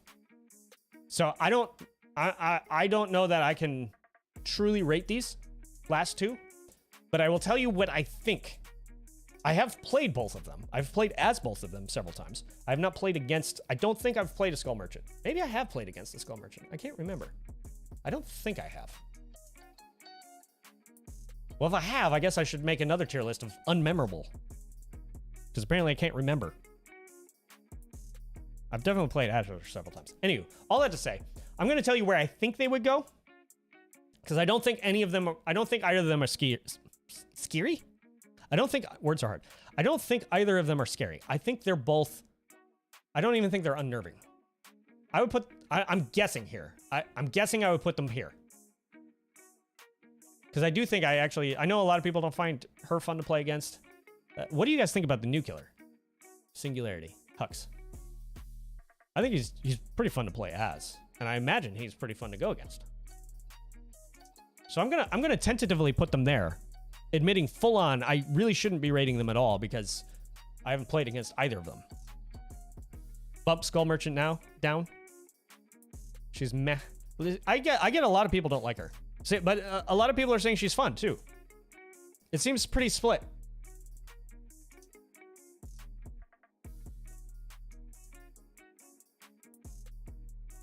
Yeah, see, I agree with you, Kappa. Singularity is very tricky. What is he listed? I've got the game pulled up. What is he? Now you're gonna hear the game suddenly. Is the game too loud? Tell me if the game is too loud. Because I adjusted all my audio right before stream. Yeah, he's listed as a hard killer. So. Should be very hard. I would say there's some of them that are listed as hard, and I'm like, they're not really that hard. He is definitely a hard one. He deserves hard. And like you said, maybe very hard. He's tricky. He was not easy. It took me an entire trial just to figure out, like, baseline what I was doing with him. What's up, Mr. Chase? How's it going? It's not loud. Okay, good. I reworked all my audio right before going live, like 15 minutes before, so I'm rushing to get all my audio ready. And I'm like, okay. I used to have it set up so that I could hear everything you guys are hearing, but now it's split. So OBS is taking other inputs. They're taking all the inputs directly rather than out of my Go XLR, so I don't hear what you guys hear anymore. So I was all worried. I'm like, oh no, I changed everything right before I went live. I enjoy playing a Skull Merchant. Skull Merchant has a lot of aesthetic, just like all the sound effects and just that you feel kind of powerful playing as her. So his voice lines give you chills. I could see that. I haven't faced against him, so I've heard his voice lines as the Singularity, but I could see maybe it being creepy when he talks to you. Gives you sympathetic hip pains. All right. Just woke up. What about me? I'm doing well. I'm doing well. Well, welcome. Welcome. All right, so those are where I feel. So again, the top 3 tiers are good. The bottom tier is the only bad one. So, this is how I feel about them. If you feel totally different, I get it. I get it. I appreciate everybody in chat chiming in, giving your opinions as well. You guys are awesome. Appreciate the credit out of you. Okay, so do we need to do, let me ask you, do we need to do a trial? Are you guys like bored of tier list? Because we got one more tier list to do. Are you bored of tier list? Or are you like ready to go back into tier list? Because I'll play a trial to just kind of break things up a little bit. What's up, Biscuit? How are you? How you doing? Atomic Skull Kid. How's it going, by the way? This is the most terrifying killers to go against in-game, or the scariest killers to actually face in-game. We need twins. I'm not playing twins. I'm sorry. Trial, please? Okay. We'll play a trial. All right. Gaming cam. There we go. Who should we play, though? I don't want to play twins, to be quite honest. Usually I let you pick. Who do we want to see? Let's choose this. So, I'll choose 3. You tell me who. Artist, Plague, or Huntress. I have 1 Plague. I have 2 Plagues. Play my main. See, now I haven't played in 3 weeks. 2 weeks. Because I streamed. I'm seeing way more Plague than anyone else. So, all right, we're going to do Plague. I'm going to do my normal build. Vommy mommy. What's up, Gavin? How are you? Adiris is queen. Yes. I should have done an actual poll, but... So I'm just going off my eyeballs. My eyeballs. What's up, Twister? How are you? We're going to hide the... since we're not using this tonight, we're going to hide this. So... By the way, I don't know if you're in here, Art, but thank you for being... I do want to call you out for being a 3-month member. Appreciate the credit out of you, buddy. Your support means the world. All right. What draws me to Plague? I like the variety of her gameplay. You don't quite always know what you're going to get with her. So because it depends on how the survivors are going to react to you. You don't know if survivors are going to cleanse, if they're going to not cleanse, if they're going to half cleanse, half not cleanse, if they're in, you know, solo queue. It's kind of a party all the time. I forgot to equip a tiramisu. Anyways, all that to say, but I find her gameplay. I also usually I like underdogs, and I like. So when I first started and not a lot of people play Plague, that's one of the reasons why I gravitated towards her. Plus, she's so regal. I mean, just stinking. You know, I don't know. I think there's something that made me gravitate towards her. A lot of it was the gameplay, the variety of her gameplay, the kind of challenge of her gameplay. But I also, for whatever reason, I took to it very quickly. I'm not going to claim to be the best Plague ever, but I took to it pretty quickly. So, should have been a Whisker. What draws me to Plague? The vomit. Doing great, Twister. I'm glad to hear it. Yeah, everybody's been awesome tonight. This has been a great stream. One of my favorites so far. This is your first stream, Gavin? For some reason, I thought you've been here before, but welcome. I'm glad you're here. You enjoy the videos? I'm glad to hear it. Creative liberties with Battleline? Yeah. Makes sense. Okay. Can I hit this? I did.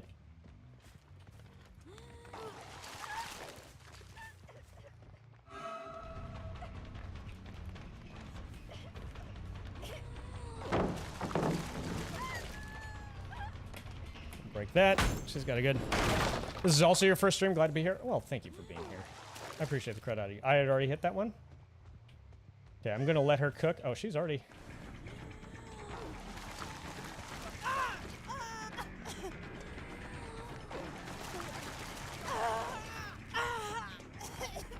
Come on, Meg. There we go. We're back there. Okay. This is weird. It's been so long since I played. I'm actually getting a little motion sick. We got boil over, huh? Hopefully that didn't just count as a fall. All right. Head over this way.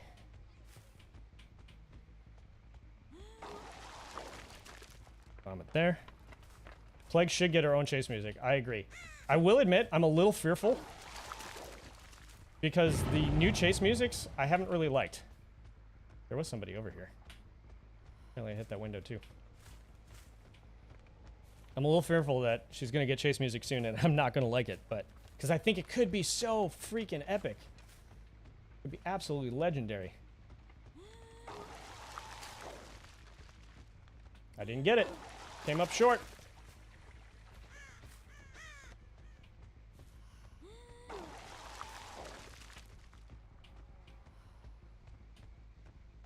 They do know they're supposed to work on gens, right? Oh, they do. Okay, good. Good for them. I say that and they complete a gen.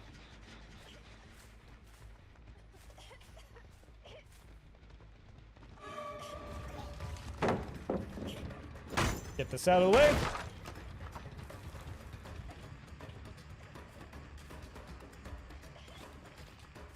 Oh, I got stuck. I'm an idiot. Throwing pallets. Okay. I agree. Every killer should have their own. I think the only one who should have the default by the end should be Trapper. I think that should become his own, if that makes sense. Okay, we're gonna head over here because it seems like... Oh, you were coming in with a flashlight? Oh, good. Good for you. Hello?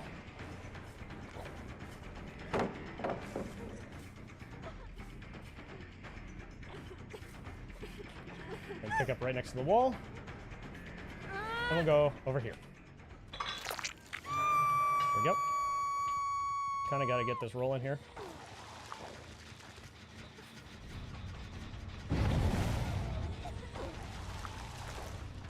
Oh, nice dodge. This one knows what they're doing.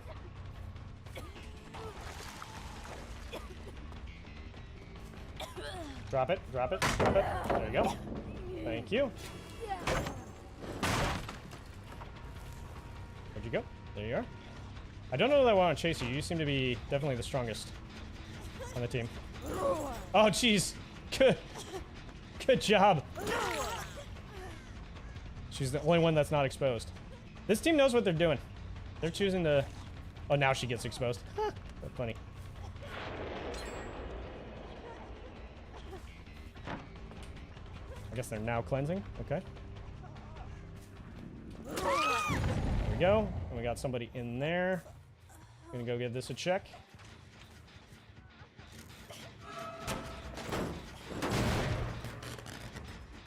I don't really want her. I just... flip around so they don't get their position on me. There we go. Got one over there. Did she come back? No, she did not. She ran all the way over there. Good for her. She got out of dodge. This one's getting a little close. I don't like that. Yui cleansed. Okay. I'm gonna leave this Yui alone. She's definitely the strongest. She's gonna keep me running. I shouldn't actually break this, but I am. I'm going to.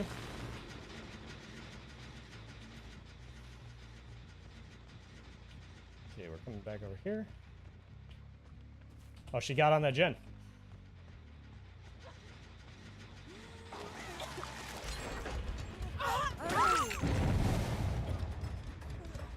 You gonna come? Flashlight stunned the back of my head? Okay. Interesting.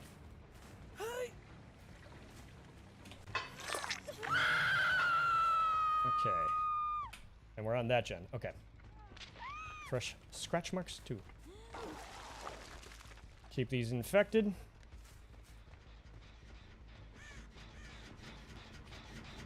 Where'd they go? Are you in here? No. How about here? No. Okay. You know what? Let's get a dish going. You hate how long they scream? I don't like that they sometimes scream forever and sometimes don't scream at all. Oh, this Meg. I can't go after you again. I've been after you multiple times now. I should go after you if I want to win this trial, but... Ah.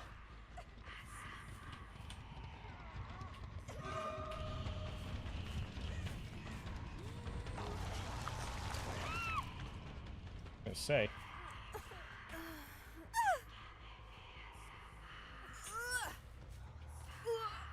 There we go. The red juice.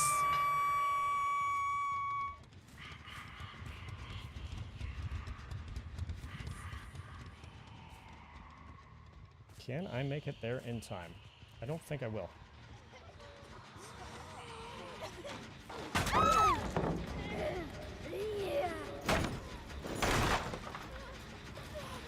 It's good on the stun.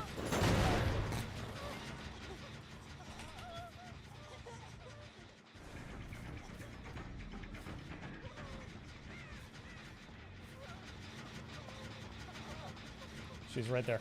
Yep. I'm gonna be a little risky here.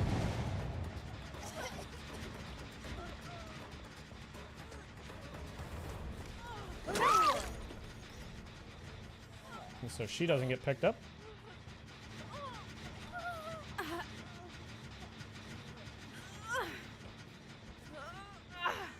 Gonna take you a little farther so I can come back and just put the Meg right there. Lava puke.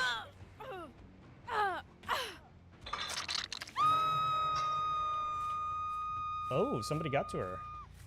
GG's.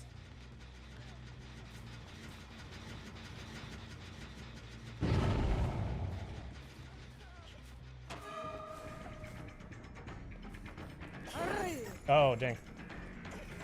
I didn't expect her to still be going so fast.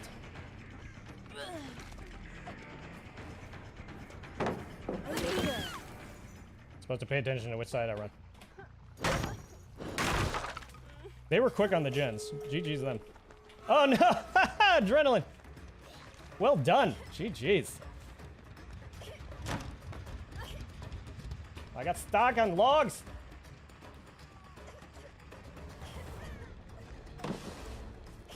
I did not realize I left a pallet up. Oops.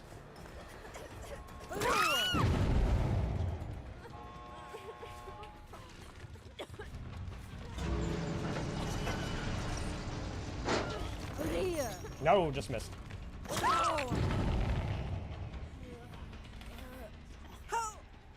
You get to come with me.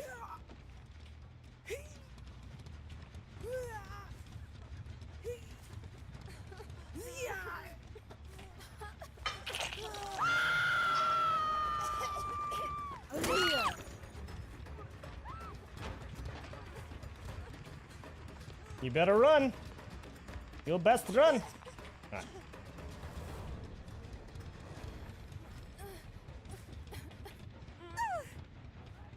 You can come with me. Over here. Well, I'll take a 2K for my first trial in 2 weeks. They were fast on the gens. GG's them. They did well. They had good. All right.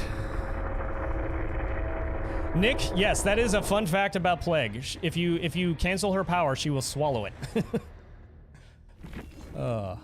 Sorry, I missed that comment earlier. I didn't select a new challenge because I'm an idiot. Okay. All right, y'all ready for another tier list? We'll get the music going again. We've got one more to do. Thank you, thank you. The biggest underdog Wesker. Is he the biggest underdog? I don't think he is. I don't think he is. All right. Let me get out of this lobby so I'm not staring at Plague the whole time doing this. Although that wouldn't, you know, be the worst thing in the world. All right, we'll reset it. All right, so what are we tier listing now? I've forgotten now because I'm old and I forget things. We are tier listing most powerful DBD killers according to the lore. And so this was given to me by a member of our Discord community. I'll make sure I get your name right because I'm tired and I can't think correctly. So if you're not in the Discord and want to join the Discord, the link will be in the description. It's a great way. We've got an awesome community there who loves to hang out. This idea was given to me by PeepHallWilly69, who I know told me you're in the chat somewhere and I forget your YouTube name. Because again, I am old and forget things. But PeepHallWilly posted his, I'm assuming his, I shouldn't assume your gender, I'm sorry. Their tier list for their opinions on how powerful every killer is lore-wise. So I thought that was great. And I agreed with a lot of it, but I also had some thoughts of my own. And so if you've watched my videos, you know that I had a killer tournament where we did cover a lot of what we're going to cover in this one, but it's not going to be a complete repeat because we're not versing them together. We're just talking about which killers themselves are more powerful than others. So we're putting them in categories now. We're not actually doing them 1v1 the way we did in those tier lists. So I thought it would be worth some discussion. And some of you haven't seen those, and so hopefully it's fun for you. But anyways, I do want to credit PeepHallWilly with the inspiration for what made me want to do this. So let me go back to the tier list. That would be funny if I did the whole thing not tier listing, not showing you the tier list, but you would yell at me and let me know because you're good like that. So anywho, let me just make sure my storage is still good. Okay, good. I'm going to start a new recording. I'm recording, guys. I'm recording.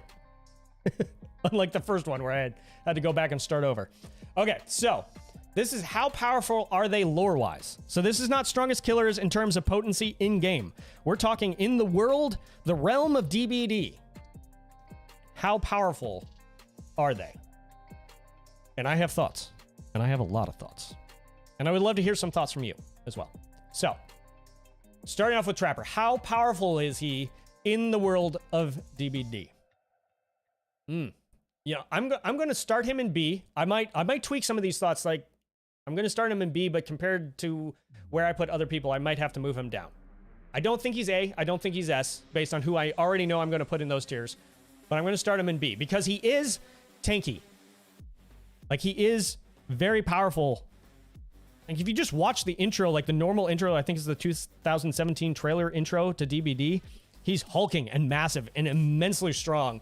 And those hooks in him are the entity punishing him for rebelling against the entity. So the fact that he's walking around with hooks inside of him, able to still chase survivors, means he is massively strong, intensely pain resistant, just hulking. So I'm going to put him in B. I might put him down depending on where we go. He's either B or C. Maybe C. Because he is just a human killer. Like, he's not supernaturally inspired. So we'll see. If I start to put some of the supernatural ones in B, I'll have to move him down. But he's pretty strong. Yeah, that was my thought, Anya. I think I am going to put him C, just because he's not supernatural, and I know where some of the other ones are going to go. Of the human killers, he's definitely on the stronger side. So, just to give you a spoiler alert, a lot of the human killers are going to go down in C and D.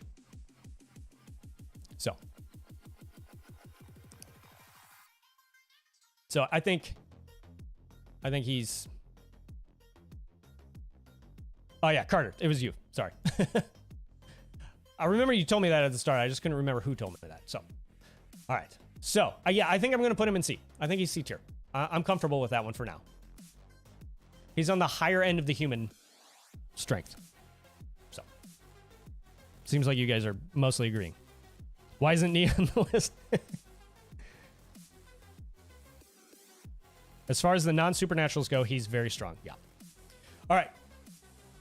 So Wraith, I think just the fact that he can leave the realm, he's not cloaking, he's actually leaving the realm and going into the spirit realm, makes him higher than Trapper. I think he's got to be higher than Trapper. And didn't he actually rip the head and the spine out from what's his name? I could be wrong on that, but obviously his weapon is made out of the head and spine. So I think B tiers, I'm comfortable with him. He's enough supernatural, and the fact that he can actually transition out of the realm into the spirit realm is significant to me to put him in B tier. Yeah, leaving the realm's pretty big. Not many can do that. It's him and Nurse, right, are the only two that actually go into the spirit realm. There's others that can leave the realm. They're the only two that I believe can actually enter the spirit realm. Yeah, not too many can leave. That's for sure. I could see him being a high C. Like if Trapper is on the mid end of C, Wraith is the higher end of C. For now, I'm going to leave him B. We'll see where I go with some of the others. But yeah. Nia belongs in the tier above S tier. So if Nia is the entity, Nia would be in S tier. But there's actually two that I would put above the entity in terms of strength. There are two that would be on par, if not above the entity. So Spirit, I don't think... I'm pretty sure you would think Spirit would, but I'm pretty sure she's not one of them. I mean, she phases in and out of the realm, but I don't think she actually goes into the spirit realm. So maybe that means she leaves the realm, but I believe Wraith and Nurse are the only two that entered the spirit realm. I don't know. Close. You were close. Pyramid Head is... Well, I'm not going to give any spoilers, because we're going to get there at the end of the list. All right, moving along. Hillbilly. I'm going to put Hillbilly in C along with Trapper. Because Hillbilly has survived being shot, I'm pretty sure. So as one of the more human killers, he's not a supernatural killer, but he is One of the more human ones. But he's really tanky. He's really tanky. So I think he belongs in C along with Trapper. I'm pretty sure he's survived gunshots. I don't know. Some of these I know their lore very well. Some of these I know their lore is like sort of, and others I kind of know things about their lore, if that makes sense. I'm not through all of them yet in terms of deep dives into their lore. So you can correct me if I'm wrong. If I get any of the, if there's things I'm leaving out, like please let me know. Like this is one that I'm very interested in. I'm always interested in your thoughts, but this one I could see you guys swaying me on a lot of these. But for now, I think I'll put him in C tier rather than D tier. He does have but Trapper has a high pain tolerance as well. So I'm kind of having B tier be the line of supernatural, because really most of the human killers are going to be weaker than the supernatural ones in almost every case. But so I could see Trapper and him fighting for top end of C. All that to say. All right, Nurse. Nurse is a interesting one. I'm going to put Nurse B tier. I think it's, along with Wraith, she can leave the realm, enter the spirit realm. That's significant. She does get hurt every single time she does it, though. When she blinks, if you didn't know, her scream is a scream of pain. And her gasp and her fatigue recovery is her recovering from that pain. Every single time. So every single time she uses her power, she's hurting herself. So she's powerful, obviously, because she's kind of undead. She's definitely supernatural. She can leave the realm and enter the spirit realm. But in terms of actual potency and strength beyond that, I don't think she's that strong. She deals with a lot of pain. And not in like a high tolerance, pain tolerance sort of way. But just in the terms of every time she uses her ability, she's hurting herself. But she also, I mean, let's just be honest. Her weapon, it's a bone saw. It doesn't really, I mean, it makes sense with her character being a nurse. But here's the thing. A bone saw, yeah, it's going to hurt. It's not going to be that effective compared to like a machete or a chainsaw or Demo's claws. Like, it's a bone saw. It's supposed to saw. It saws through things. It doesn't hack through things. It saws through things. So unless the survivors just sit there and let her saw through them, it's going to hurt. It's not going to be, and it's looks pretty rusty. So, you got tetanus to worry about there, but that's going to take time. The whole point is, like, she's not that strong, I don't think. So I'm going to stick her with B, but just because of the supernatural bits, I don't think she could really be killed because she's kind of already dead. But I think that deserves B tier, but I don't think she deserves higher than B tier, if that makes sense. Anya, I might agree with you. Spirit uses the ethereal plane, so there's another one. Thank you for that, Chase. Yes.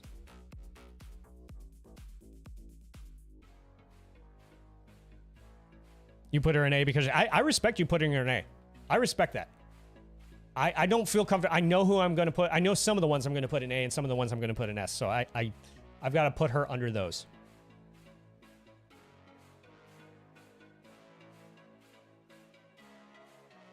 I had not heard that about the devs. What is I did not hear that part. I know they share a lot of stuff that I've heard from viewers that I've never heard myself. So I'm not saying they didn't say that. I don't know. I can't confirm. What's going on, Master Wayne? We are tier listing survivors. We're tier listing killers based on their power in terms of lore. Who are the strongest killers in terms of lore?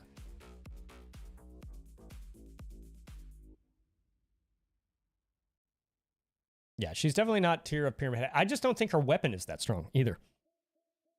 But okay. So Myers is because correct me if I'm wrong. Again, I'll rely on you, Halloween fans. But I believe in some versions he's immortal, and in some versions he's not. I believe the version he comes from in the game, he is immortal. Unkillable, semi-supernatural, if not fully supernatural. He's the incarnate. If it's all lore, he's immortal. I thought there were some that he's not. But I'm fairly certain the DBD version, he's immortal. So, just by default, he gets A for me. I'm not going to put him in S because I'm really reserving S for a specific handful. Okay? I will respect it if you put him in S, but I am not putting him in S because I know who I'm putting above him. So he's an immortal human. Okay, that makes sense.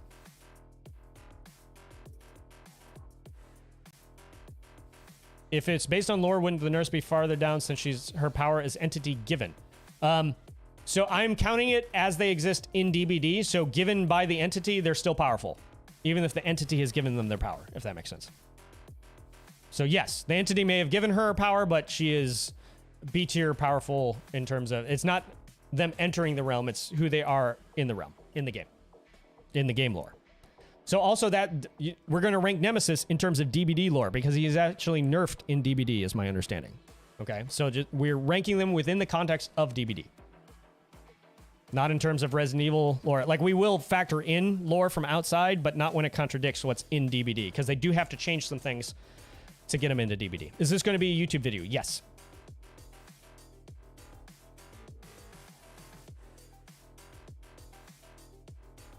In most movies, the idea is he's fed by the pain he causes, and that determines his strength. Interesting. I had not heard that. I had heard that, Waipu. Mm-hmm. He's physically stronger than a lot of killers. Yeah, that was my gist. That's the gist I had. So if he can be hurt but not killed, that gives me confirmation that he should be an A. Because some of the ones up in S I don't think can be hurt. But that not being able to be hurt doesn't automatically mean S. It just helps, if that makes sense. Myers can kill without hooking anyone. That's true. He can Mori everybody in the game.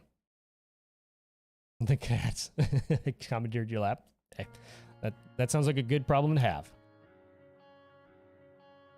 All right, Uri, you have a good night. Thanks for hanging out. Yes, both of these lists we've done tonight will be videos. I intend to, unless something happens with the recording, which everything seems to be going well, I will turn these into videos. If not, then I'll redo them, which will suck. But you will have a tier list to watch, so no worries. All right, Hag. Hag, I've got to do some conjecture here. Because we don't really know truly how powerful she is. I think I'm going to put her A tier. Because we know what her hexes do in trial, but we don't know how many hexes she has that are not actual perks in the game, if that makes sense. Her magic abilities are intensely powerful. I think she's got to be at least A tier. If you said S tier, I would respect it. I'm not ready because, again, I know who I'm putting in S tier. I'm not ready to do that, but I think she's got to be at least A tier.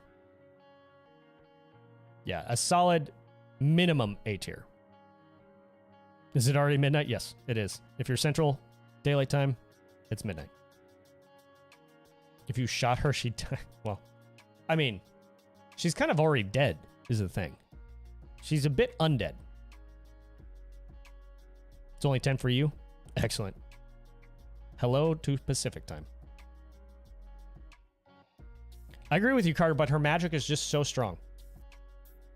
Her magic is so strong. It can actually alter the realm, which is considerable. She took out a clan.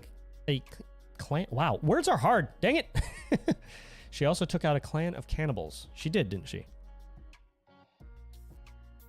But now, Carter, again, I'm obviously having some disagreement with your list you posted, and I say that with all respect. Like, I'm not objective arbiter of truth on these things, so I'm open to other thoughts as well. And you have your own thoughts, all of you.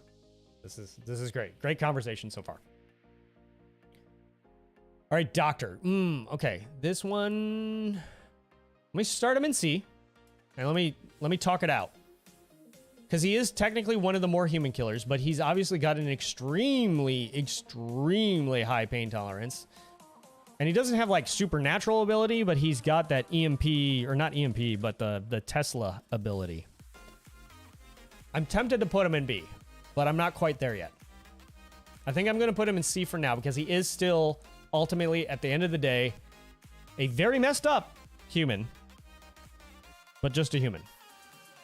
So I'm going to put him very high C. How do you guys feel about that?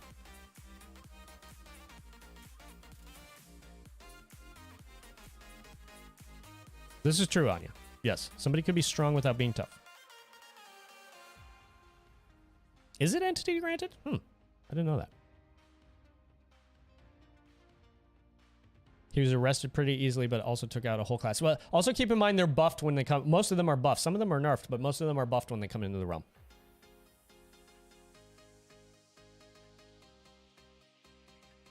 So I agree with you, Carter, except for the fact that he ultimately is still just a human, aka he can be killed. So I don't feel he, in my opinion, he shouldn't be on the tier with Myers for sure.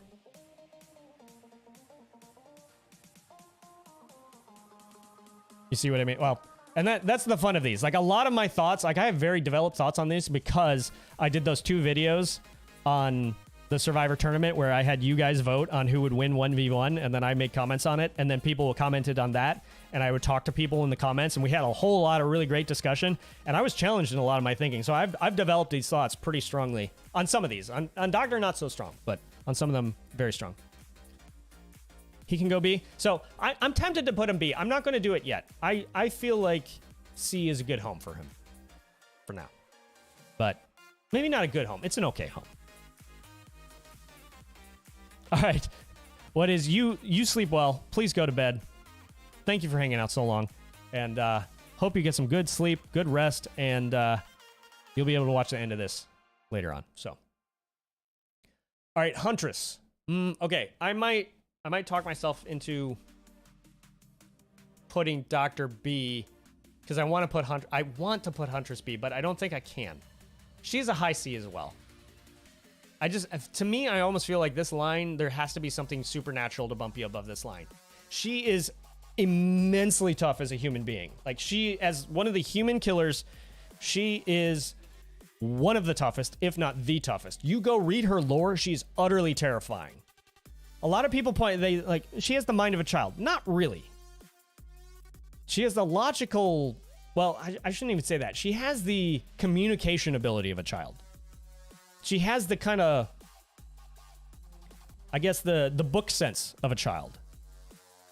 But she doesn't just have the mind of a child. She has incredible instinctual ability of a very well-seasoned hunter, which is very adult qualities, you know? So she doesn't just have the mind of a child. So I'm not ranking her down because of that. She is absolutely astounding. Read her lore. If you haven't read it, it is utterly gripping. She is terrifying. It is awesome and makes me believe that she is truly, truly, truly very powerful as a human. She ultimately is still just a human. So while I want to put her in B, I don't feel, especially if I'm putting Doctor in C, I think she's got to go on the same tier as Doctor. She's utterly, utterly, utterly strong, but ultimately just a human. I think she goes in C. What's up, Matt? Crazy Cat Guy. How are you? It's good to see you. What's up, Boop? How you doing? It's great to see you. It's great to see you both. She got nerfed when she was... Are we talking about Huntress? She got nerfed? What? I don't really think she got nerfed. Unless there's a lore bit I missed. I will definitely agree. She is one of the... I don't know if I'll say the strongest, but she's one of... Maybe tied for the strongest. She's still a human killer. And I don't think I can put her up with Myers. Myers would absolutely decimate her. And probably Wraith. Again, Nurse, she's got the bone saw. I don't know that the bone saw would, but I don't think Huntress can kill Nurse. So, I don't know. That's just where I'm at. All right, Baby Boo Industry. Thank you for hanging out. It's great to see you. Great hanging out with you. You have a good night. Why does Doctor's portrait look like that? That's the new portraits, I believe.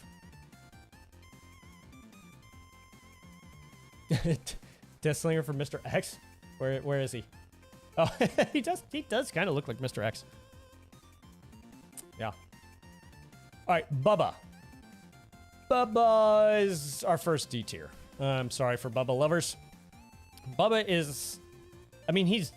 Compared to me, he's super strong, right? But compared to me, everybody on this list is going to be strong. He doesn't have the same abilities, I would say, as like Trapper, Hillbilly, Doctor, Huntress. I think unless I put some of them up in B, he's got to be in D. Yeah, I'm sorry, Bubba Lovers. He's got to be in D. I wouldn't say he's comparatively he's pretty weak. Comparatively he's weak, but that doesn't mean he is weak, if that makes sense. It just means compared to the others. All right, Freddy. Freddy, this one will be controversial no matter where I put him. I don't think he deserves S tier. I don't think he deserves S tier. A lot of that has to do with I do think a lot of the ones I'm going to put in S tier are stronger than he is. I am putting him easily in A tier. I could be convinced of S tier. I don't think he's a full S tier, especially in the realm. Like maybe in his own licensed realm. In the movies and the stories, he could be S tier for sure. But in the entity's realm, I don't think he's S tier. I could be convinced of it. I do respect S tier a lot. And that's why I say it's going to be controversial. But I think he is limited in the realm differently than in his own world. So I completely respect S tier. I'm not putting him S tier, but I respect it if you feel he's S tier. New killer ARoberts. That would be the weakest killer on the roster. Thank you. A tier for DBD Freddy makes sense. I'm glad I'm not the only one who feels that way. I do feel... Yeah, he's powerful in the dream world, but he's heavily nerfed from his power in the movies. Yes. So Carter, yeah, I totally respect it. I totally respect it. I could be convinced. But if I put him in S, he would be low S. New killer, Felix Redfield. I mean, he pulls off a better Chris, and Chris can punch boulders, so. What's up, Freddy Plush? How are you? It's good to see you. All right. Next up is Pig. Pig is another D tier in terms of lore power. I mean, she's intelligent. She's good at what she does.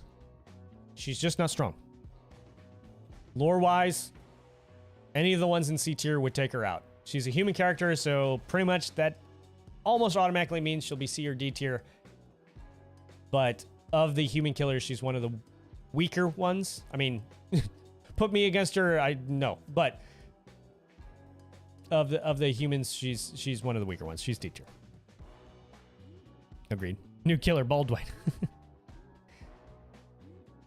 I mean, she's smart. She's smart. She's cunning. She is devious. She is scary. But compared to the other killers, she's one of the weaker ones. All right, Clown's another instant D tier for me. Same argument for Pig. Like, he's obviously very deeply disturbing. There's a lot of creepiness to him, cunningness to him. He's obviously a experienced killer pre-realm, but he's not that strong. He's not Huntress, Dr. Hillbilly strong, okay? So you have him bottom of C. I can respect it. I just... Who I have in C, I can't put him up with. So, new killer, Uncle Pete. Yes, he does have the tonics.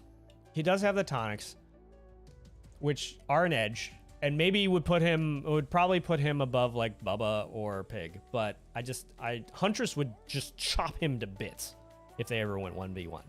Like, you cannot convince me Clown would beat Huntress. Huntress would be triple tonicked and just utterly cut him to bits. So, new killer Mickey Mouse. Clown should go lower than Pig? I don't know about that. I could see Clown taking on Pig, but I could also see an argument for Pig, sneaking up on Clown and taking him out. And again, this isn't like a who could fight who. It's just kind of, I'm using some of that logic to figure out where I want to place them in groups, but this really is just grouping them together based on how powerful, in my opinion, they are in their lore, in their DBD lore.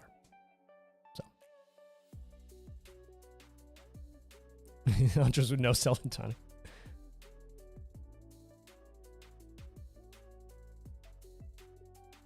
Is the entity technically asleep? Not that I know of. I'm pretty sure that entity's pretty active, taking people and being active in the realm, feeding off of emotion. You want an 1800s Elizabethan female killer. Yeah.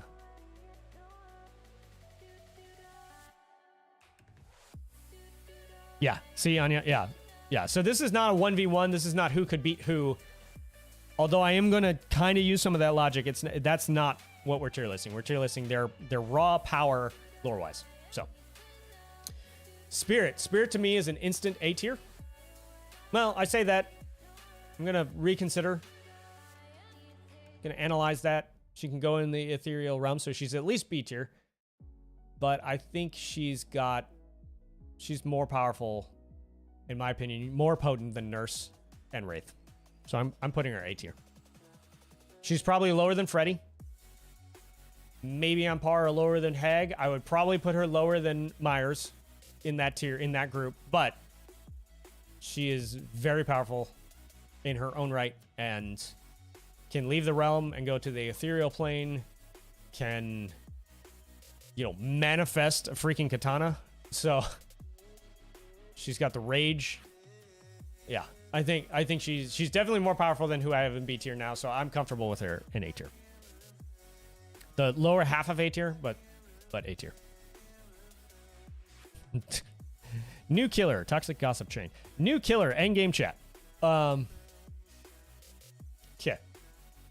Legion are D tier, I think. Their strength is in their numbers, not in their individual who they are. Again, they're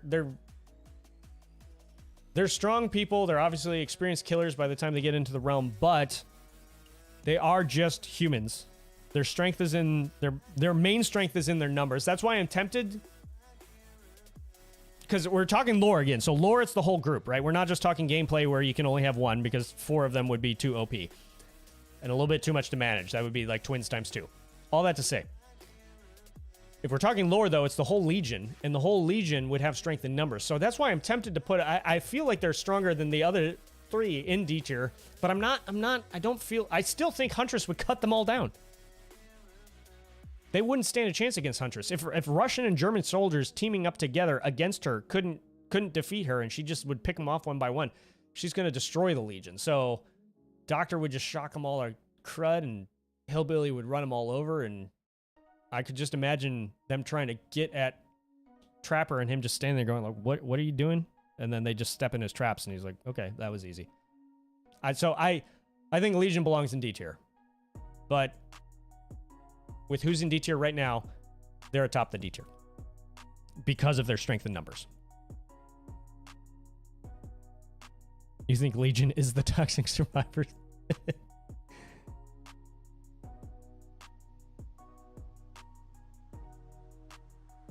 So Anya, is it a lore reason they're not allowed to have that, or is it game? Because I've always interpreted that as like just having 4 killers would be way OP.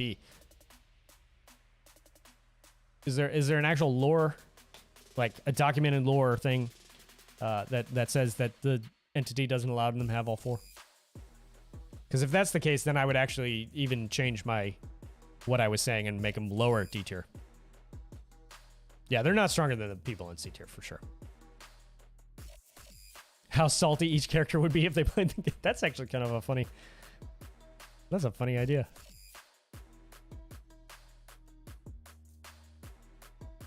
You think Legion dies to Clown? I think Legion outnumbers Clown. If they're able to use all 4. But if Anya's right and they're only able to use 1, then yeah, no, they're weak. Weak. Well, I mean, nobody's weak. They're all entity, but they can break pallets by kicking them. But in terms of comparative. So, anywho.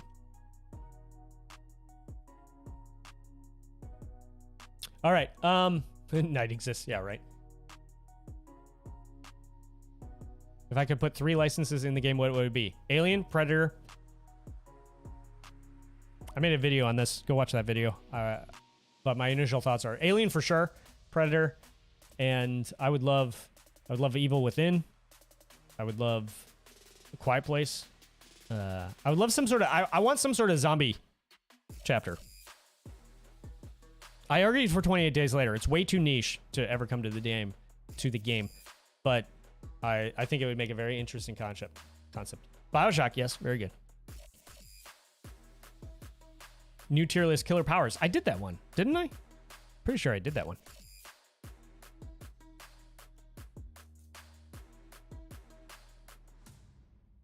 All right, a liquor from RE. That would be sweet. But to be fair, I would love another RE chapter, but that's because I'm a huge RE fan, and that's what brought me into the game. New killer in the tier list. All right, Plague. Plague, I'm actually wondering. So she's a little bit more than just human. But is she that powerful? I don't think so. I'm putting her C tier. She's semi-supernatural, but I don't see her like giving Trapper a run for his money or anything. And again, it's not who could beat who, but I don't see her. But maybe I don't know. I don't know. What do you guys think?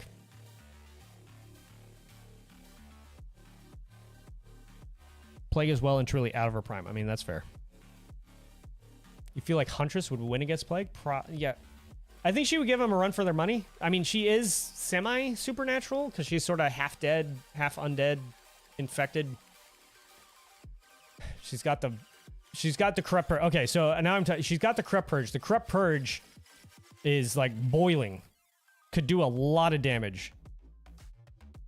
So I feel comfortable putting her in C tier. I think she's still mortal. She still could be killed. I do agree that the Huntress would give her a run for her money.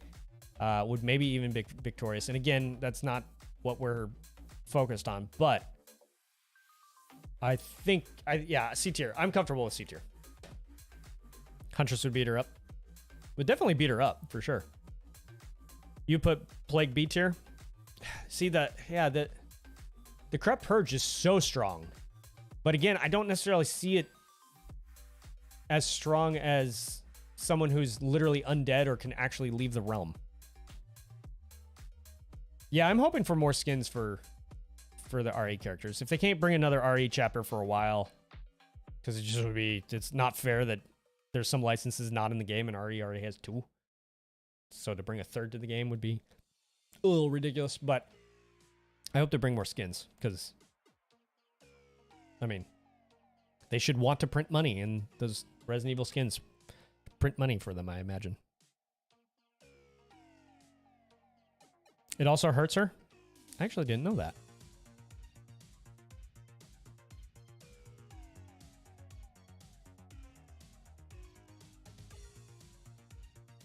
You want a Steve Burnside skin? I actually don't know who that is. Why am I blinking on that? Jack Baker chapter would be legendary. There are so many Resident Evil bosses that would work. Lady, anyone from Resident Evil Village would work well. Yeah, Lady D, Dimitrescu, the Magneto guy, who I'm blanking on his name because I'm so tired. Even Beneviento would be super creepy and good. Didn't we get a Plague community design skin? I thought her butterfly skin was a community design. Yeah, I like that they worked the Resident Evil license. You could tell that they really were invested together on those projects because they gave them blighted skins. Their chase music is so well done. Give me tall, hot, evil mama. That makes me want to do another story time, but we're running out of time, so we gotta go. I'll save that story for later. It's a Resident Evil Village story, but anyways. All right, Ghostface. Ghostface is going to be D tier. I feel like that's going to upset Ghostface mains, and I understand that, but he is very cunning. He's incredibly intelligent. He is not based on the Scream license. So if you didn't know, the Ghostface mask is what they licensed, which is also what Scream licensed. So they licensed the same mask.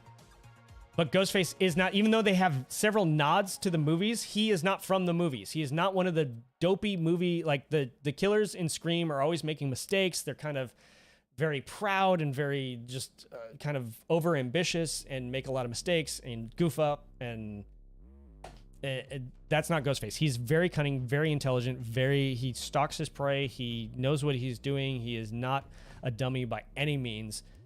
So we can't base it on the Scream movies. We have to base it on he's a weird, like, he's technically an original character that is also licensed, but he is still human. He's still just a dude in a mask. He's got some entity power, like obviously with the robes flowing and stuff, but ultimately, of the human characters, he's going to be one of the weaker ones. So he's D tier to me. I would say he's more than a typical serial killer myself, just based on his lore. He's very intelligent. Even in the movies, see, he's not from the movies. He is not from the movies. He's an original killer wearing a licensed Ghostface mask. But he is still just a dude in a mask with some entity-empowered flowy robe thingies. He's got the ribbons. He's got the entity ribbons, but they do nothing to actually help him in the trials, other than make him look cool. What would a blighted skin from Myers or other licensed characters look like? So what the blighted skins do is they accentuate parts of the character. So that's why Huntress has her fur, because she's animalistic. Actually, somebody was leaving... several people have left me comments on my blighted skins tier list, which if you haven't watched that, go watch that. And have informed me on like just why all the blighted skins are the way they are.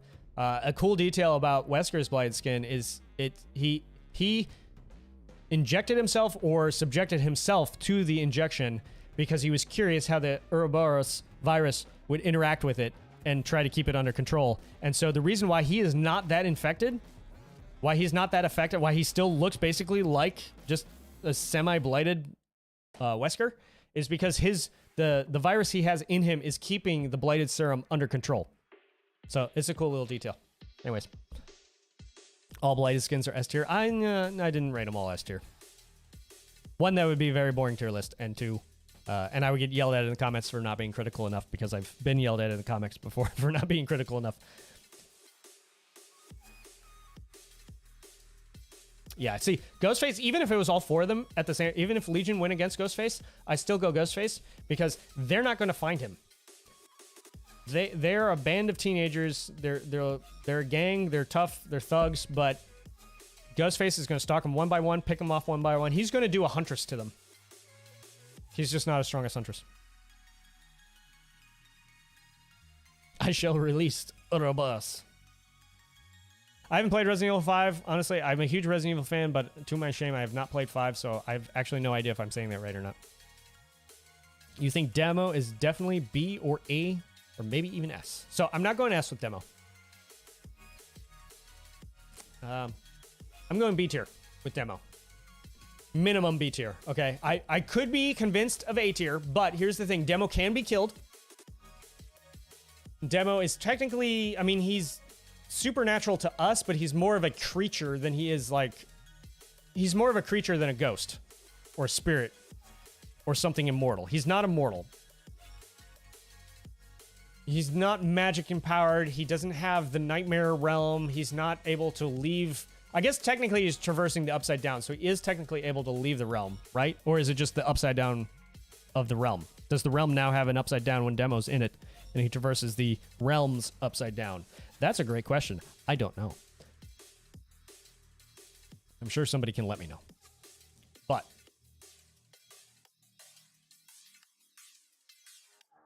I would put him higher than Nurse or Wraith, but I don't think I can put him up with the A tier guys, honestly. So I'm leaving him B tier, but he's a high B tier. So yeah, I do think of him. I've seen him in season 4, and it is season 4 Demo. If you didn't know, he was based. The chapter is based on Behavior got the.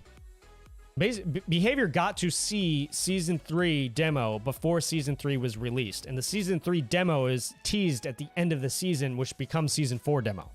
So Season 4 demo is technically what we have in the game, if I'm understanding all that timeline correctly. So when Season 3 was not even launched yet, Behavior was allowed to see the Demogorgon for Season 3 that was teased at the end of Season 3.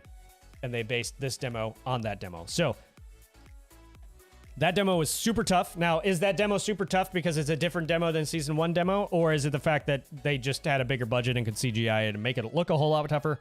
I don't know. Stranger Things lore heads, you can let me know. But we know it's the Season 4 demo / Season 3 demo. The point is, I don't think I can put them up with the A tier guys. So...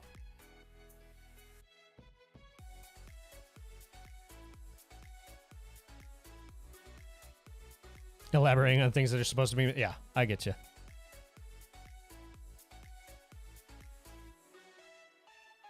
I see what you mean. Yeah, I don't think they're bringing back Stranger Things. I'm sad about it. I was really hopeful that they would. I was hopeful that the rumors were true, but I don't think they are. All right, I technically have 15 minutes left in the stream. We're going to go over time because I'm not doing this in 15 minutes, but we do need to kind of hustle it because I do need to get sleep. All right, Oni. This one is going to be controversial. I know people are going to disagree with me on it. I'm going to put him high B tier. It is my understanding he is not a true Oni. He is the entity's interpretation of an Oni to mock him because he hates being called that. And so he is the entity's interpretation of what an Oni is. He is not a true Oni of Japanese lore. Japanese, right? The point is, if he was a true Oni, he'd be up in S. He's not a true Oni. He's the entity's version of an Oni. He is still very powerful. He is more than a human. You think Oni is stronger than Spirit? I don't. I don't think he's stronger than Spirit. I think Spirit is stronger. I think Spirit is stronger. Now, the Blade skins, both of them start to become more Oni-like.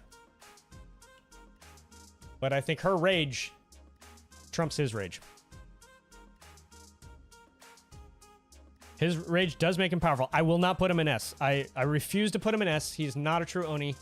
And again, I say that with all respect. I refuse to put him in S, though, because he is not unkillable. He is not a true Oni of lore. At least my interpretation of his lore. He is not a true Oni of lore. And there are some people I'm putting in S that will be absolutely stronger than him, in my opinion. Again, the way I interpret his lore. A lot of this is based on the way I read his lore, or read each of these killers' lore, which is open to interpretation. Again, I am not the arbiter of objective truth. This is just my take on it. I could be convinced. Whoa, I flipped him around. I could be convinced to put him in A. I'm tempted to put him in A. I will be honest. He is incredibly powerful. I just want to be a little bit divisive. I'm being a little ornery right now, probably because I'm so tired. I'm going to put him in B for now. But again, he would be the top at, no, I can't put him in the same tier as Wraith. I can't. I've got to put him in A. He's definitely on the border for me, but I think I can put him low tier A.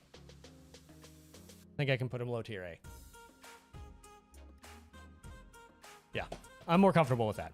I'll go with A tier. Hopefully that made anybody that was truly upsetting with that a little happier. That'd be Wilden, basically. All right, Deathslinger. Deathslinger is... I'm low C. He's low C. The reason why, I think he is extremely tough in his lore. Pre-Realm. Pre-Realm, he's an absolute terror. He's intensely tough, determined, intelligent person. Absolutely just kind of a horrendous person. He's got his weapon in the realm, which is devastatingly powerful. He's good with it. Even though it's, in my opinion, not the most practical of weapons. And, he does have the bayonet, too, which is another component of his weapon, which is very practical. But the harpoon is not very practical. But if he hits you with it, and he's going to hit you with it, it's going to absolutely wreck you. So I put him low C, because I do think the other ones in C are more powerful. But he's too powerful himself to go in D. I think he's low C. Yeah. Cinder, you probably should know where he's going to go.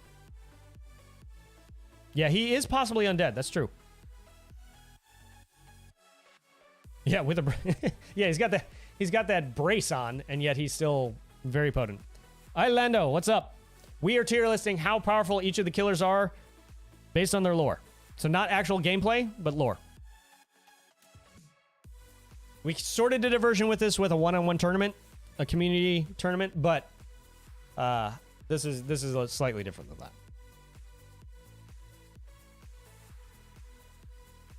So I see what you're saying, Carter. I see what you're saying. I'm not willing to put him up with the more supernatural ones. Unless, again, he could be somewhat undead. But Demo, you did miss Demo. I put Demo in B. You can go back and watch what I said about it. He's a high B. He's the highest of the Bs. I'm just not convinced yet to put him in A. But.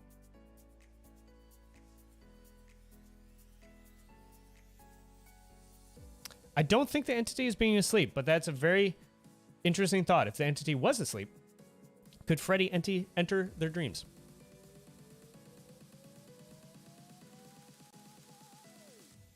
Pyramid Head has to be S tier. We shall see. I guess we're seeing next, right? All right, so Pyramid Head. Instant S tier. Reading Silent Hill lore and true Pyramid Head as Pyramid Head was designed to be in Silent Hill 2. The only thing that can kill Pyramid Head is Pyramid Head. Technically, the way I understand it, is the only thing that can stop Pyramid Head is him no longer having a purpose. So once his purpose is fulfilled, he will take himself out of the game. But until that time, he is absolutely unstoppable. Nobody can stop him. He can be delayed, but not stopped. Now, a lot of people will point out, technically in Silent Hill 2, he is based on James Sunderland's subconscious need for guilt, or subconscious feelings of guilt and need for judgment. Yes. So as soon as he deals with those feelings of guilt and judgment, Pyramid Head no longer has a purpose, and Pyramid Head sacrifices himself to himself. And ends his existence in Silent Hill. Now, if you read his DBD lore, this is what I believe has happened. This is the way I interpret his DBD lore. As soon as James Sunderland deals with his guilt and no longer needs punishment, no longer, Pyramid Head is no longer needed, he no longer has a purpose. Right at that moment is when the entity reaches out to Pyramid Head and says, I've got a new purpose for you. I've got a new reason for you to exist. Come into the realm. And Pyramid Head accepts that invitation. That's how I'm reading it.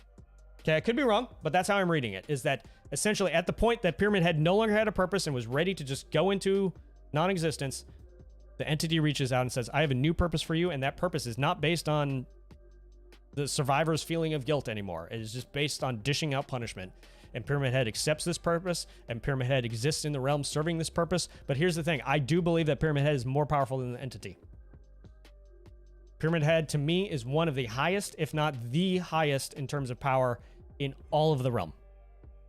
There's some that I think can compete with him for that, but I don't think there's anybody that can beat him for that, if that makes sense. That is my opinion. I respect you if you disagree with me. But that is my opinion on Pyramid Head, where I've landed. He is the simple top of the pyramid. I didn't actually intend to. He's the top of the pyramid in terms of power. Pyramid Head. Anyways. All right, Tiana, have a great day at work. I hope it goes well. If you get that Simply Piano, are you getting ads on my stream? You shouldn't be getting ads. I turned off monetization. New killer than Nia. Yeah, that pun was unintentional. I just walked right into that. That was funny. Okay, not on my stream. Thank you. Good. Okay, I usually turn off monetization for the stream itself, and then once I put the VOD live, that's when I turn on monetization, because I want you guys to be able to jump in here and not have to deal with ads. So.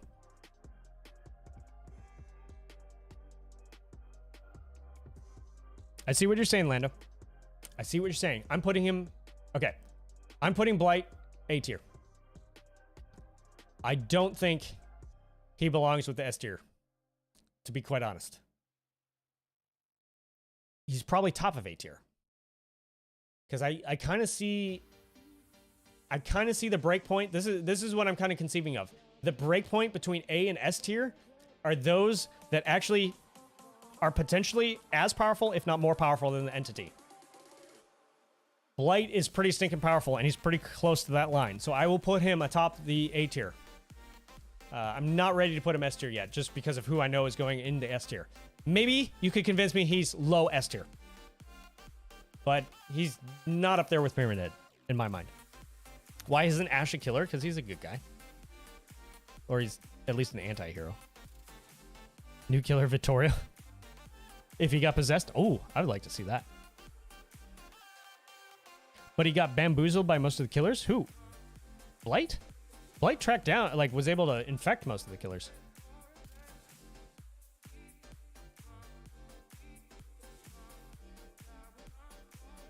That's a very good question, Wyatt. That's a very good question. You'll have to watch the video. If he plays his cards right, he could take out a lot of the killers. I agree. Not Pyramid Head.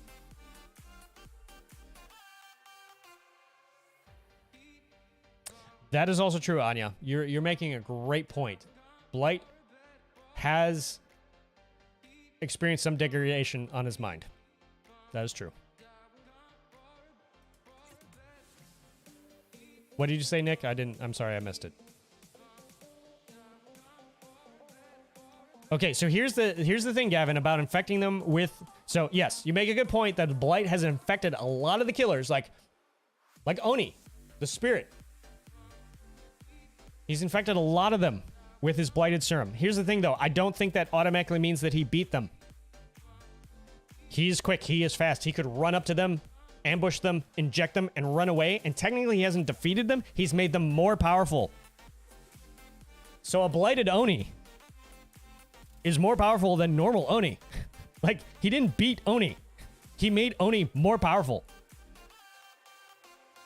So, yes, he's got the cunning to be able to infect them, but to me, that does not mean he beat them. The only one that I think is clear that he was able to catch and actually corral and experiment on is Legion, because they're all mashed together. So obviously that meant he had to have them contained somewhere where he could mash them together into one and experiment on them that way. So I do think he took out all of the Legion. The rest of them, some of them probably. Some of them he probably just, you know, I mean, he could have been in a fight with them and zipping around and using his little serums to, like, shoot himself up and zip around the map and then stab one of them with the Blighted Serum. So him infecting them does not mean that he beat them, in my opinion. In lore, he captured trap. That's okay. So I'll be honest, I haven't read that, but I've heard that multiple times. So I'm gonna just assume that that is documented somewhere in the lore that he captured Trapper. So there might have been, like, I haven't gotten through all the lore, so I'm gonna admit that that is a gray area for me.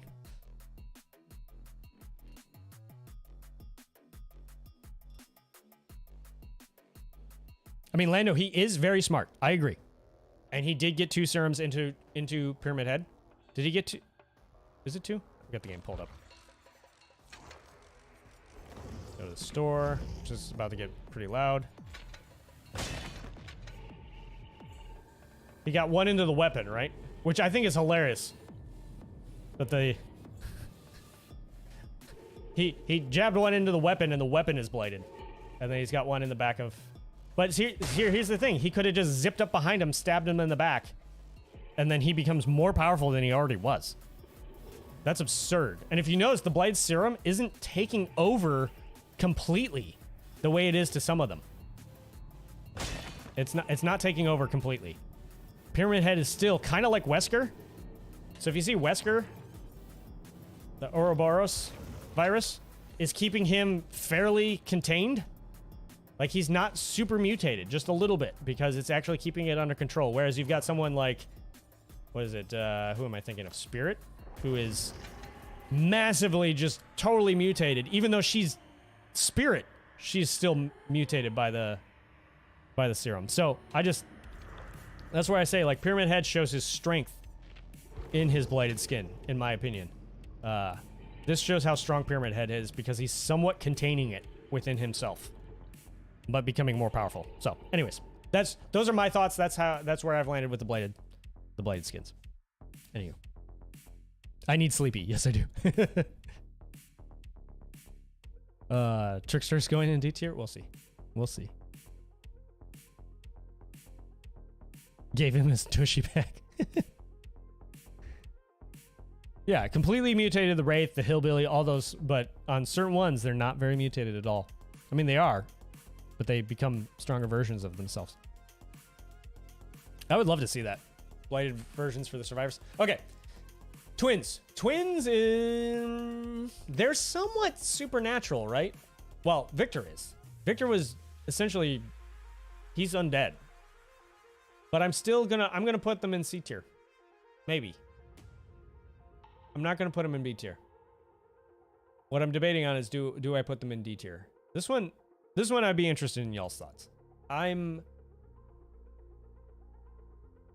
gonna put him somewhere in C tier, I think. Because of Victor's kind of undeadness and his ability to resurrect. Even if he is killed, he resurrects and comes back. And her weapons are her weapon is way better than Nurse's weapon. Just gonna say that. All of her weapons look devastating. So I think I'm gonna put him C tier. Somewhere in C tier. I don't know comparatively. I'd probably put him low C tier, I think. But she does have this Victor who is definitely supernatural. He can resurrect constantly. So give Victor a tiny hat. I get you, Carter. I respect your view. A blighted Sadako? That would be very interesting. I should make a vid talking about what I would like to see as blighted killers. That might be an interesting thought. I'll give that some thought. Could you eat that child? I don't know if it would be that easy. I mean, I've had like small animals charge me. It's pretty creepy. It's pretty intense. I mean, yes, they're definitely not stronger. I agree with you, Lando. They are not even close to as strong as the entity. The Victor exists because of the entity. So if the entity removed its blessing over Victor's gone. But we're thinking of this in terms of who they are in the realm. Okay. So who they are in the realm, the entity has resurrected Victor, given him life back. Technically, Matt, I agree with you. Not technically. I do agree with you. Sadako, and I'll explain what I will say about Sadako will hopefully explain why I think that. So her being a ghost, technically Spirit's a ghost. So is Nurse. Victor is small, he's very puntable.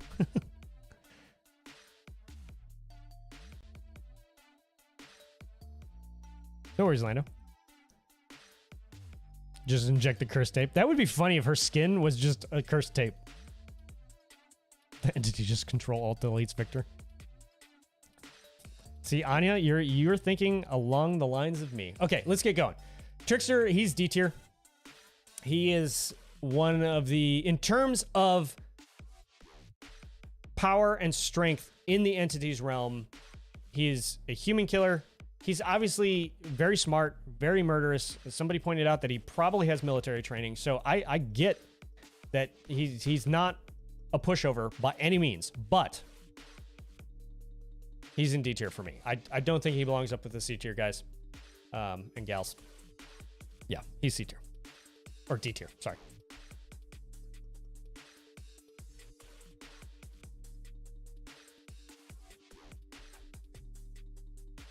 All right, Nemesis. Nemesis is going to be... So Nemesis is nerfed in the realm. Nemesis is not as strong as he is... Now, some of that could be argued that it's just gameplay reasons. Because if you had a Nemesis who could bust through walls instantly, like any walls, not just breakable walls, but actually like bust through a wall, that would be obviously too OP gameplay-wise. So, it is possible, and obviously not coded into the game for him to be able to do that. So it is possible that him being nerfed is just gameplay and not lore. Unless there's a lore bit that I'm missing. Usually the Resident Evil characters don't have a whole lot of lore to explain them. But a lot of people have pointed out how he really seems to be nerfed in the entity's realm. He's at least B tier. He's not immortal. Okay. He does have his mutation ability. I'm gonna put him A tier. I think he deserves at least bottom of A tier. He might not be as strong as some of them, He's definitely not supernatural, but he is a mutant. And a monster, if you will. I don't know. I could be convinced A or B tier. I think I'm going to put him up in A tier just because he does have the mutation ability. He can get stronger. He is nerfed from his Resident Evil form. But, again, that could be argued that it's just gameplay.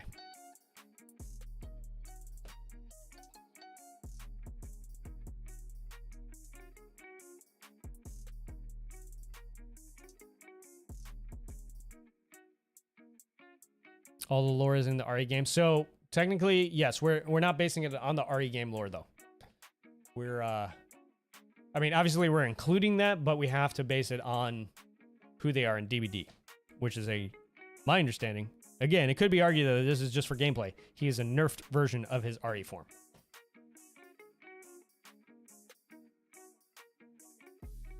So I see, as always, I see what you're saying, Carter. Who I'm putting in S tier, I just cannot put Nemesis next to. As much as I love him, as big of an RE fan as I am, I can't put him S tier. I've got to put him A tier because I also know where I'm putting other people in A tier that I would actually say are more powerful than Nemesis, that would take Nemesis down, or at least are on par with Nemesis, but are not S tier either.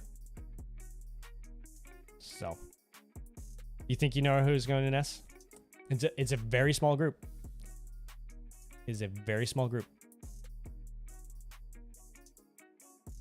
Yeah, the entity did take his weapons. So that's true. He doesn't have his weapons. So there you go. All right. Pinhead. Pinhead is, this will make Pinhead fans happy. Pinhead is S tier. Pinhead can remove survivors from the realm, which is a pretty significant thing. Pinhead is not trapped in the realm, I don't believe. It would not make sense for him to be able to remove survivors from the realm, but not himself. So I believe Pinhead is one of the few who can come and go at will. He is there because he wants to be. He is not there because he has to be. Now, again, if somebody finds something in the lore that contradicts that, I'm happy to be corrected. But as powerful as Pinhead is in his own realm, and the fact that he can actually take survivors out of the realm suggests that he is not bound to the realm. He's there by choice.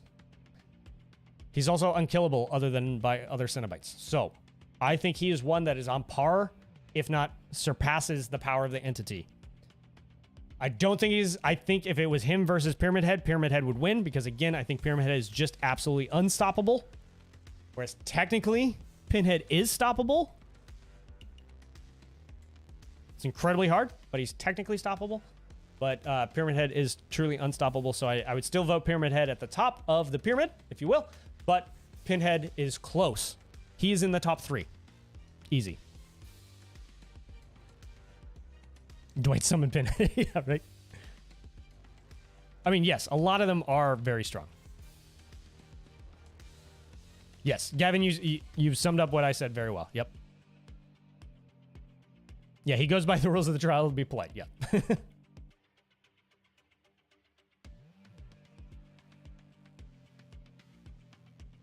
That's a great question, what is? I think technically probably the fleshy bits of the Dredge could be infected by the blighted serum, but the Dredge himself, or itself, is the black cloud, and could not. It's the fog. It cannot be infected.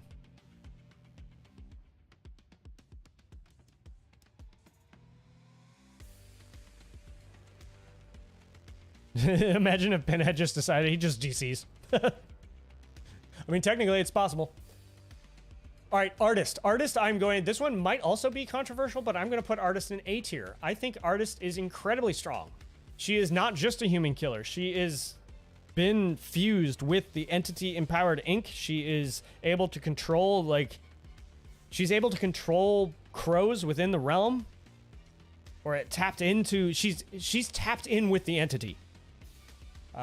Which makes her incredibly powerful, in my experience. The entity has specifically quote-unquote blessed her in a lot of ways that the other killers haven't been.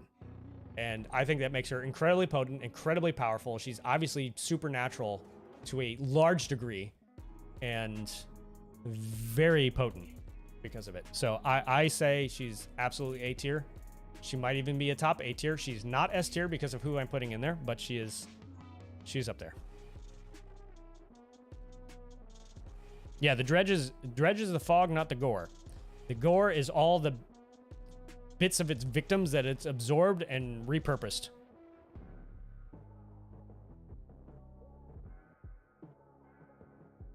So I respect it, Carter. I believe she's more blessed by the... So to me, again, the dividing line is S and A is...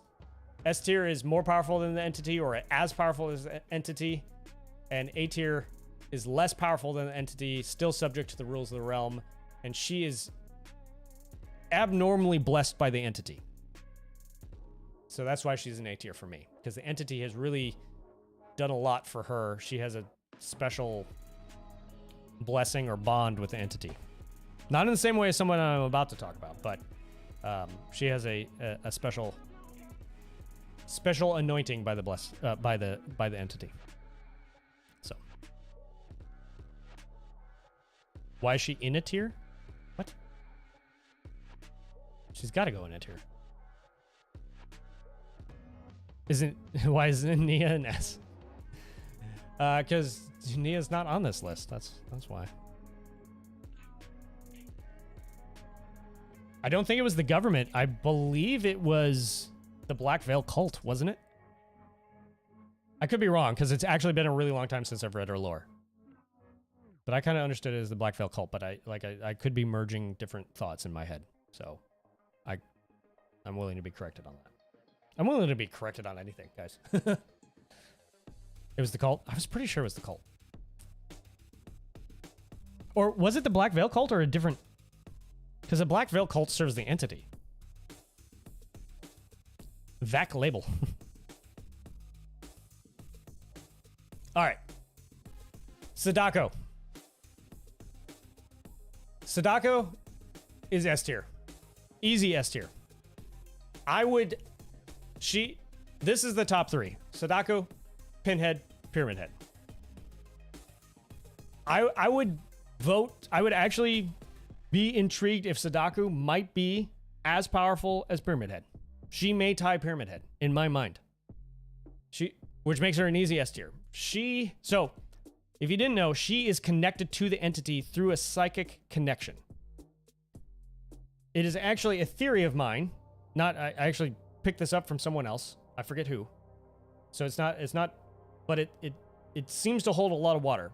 I don't actually know that she's in the realm. Or it may be a version of her that's in the realm, but not the wholeness of her in the realm. I believe she is actually projecting herself into the realm through her psychic connection with the entity. So the entity is actually the conduit within which she is projecting herself into the realm, evidenced by the fact that she never touches any of the survivors. Yes, she can be pallet stunned, which means she has some sort of presence in the realm, but it could also be argued that's just gameplay, because she's got to be able to be stunned. It would make no sense for her not to be stunned. But she also doesn't super react when she gets stunned, and she doesn't ever interact with a physical item in the realm other than that. To me, that is evidence that she is a psychic projection into the realm of herself. Which means she is A, connected with the entity, which makes her one of the most powerful in the realm, for sure. One of the top three. And the fact that she possibly isn't even in the realm herself suggests to me that she's incredibly powerful to be able to do all of that. So, that's why she's S tier for me. I would put her above Pinhead, and I would put her either just below, on par, or maybe I could be convinced slightly above Pyramid Head, although I'm still believe Pyramid Head. I think they would be at a draw, essentially. So, those are my thoughts on Onryo. Too bad the PTB nerfed Sadako. I thought it pretty much buffed her.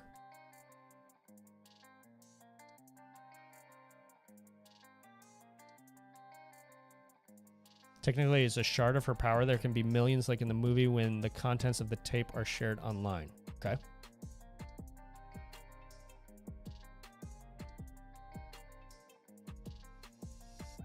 Yeah, all of her sounds are just, yeah, she's so unsettling. Try not to overestimate Sadako. I'm basing this on a lot of, when I did the one-on-one lists, a lot of people who are fans of the original material came into my comments and educated me quite a bit on her. Guide, yes, nurse is B tier. For one, she is hurting herself every time she uses her power. For two, her weapon is very impractical. It's not a very strong weapon compared to a lot of the others. So, yes, she is supernatural. She is a ghost. She's unkillable, but she's not super powerful, in my opinion. Excuse me. All right. I do need to get to bed, so we need to move. All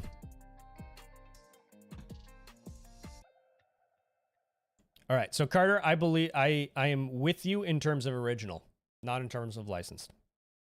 But I am with you on terms of, he is the, Dredge is easily the, Dredge is the pyramid head of the originals.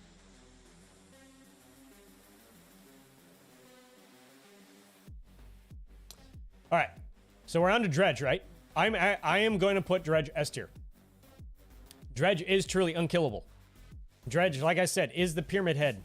In my opinion, Dredge is the pyramid head of the original characters. I would put him at the bottom of this S tier.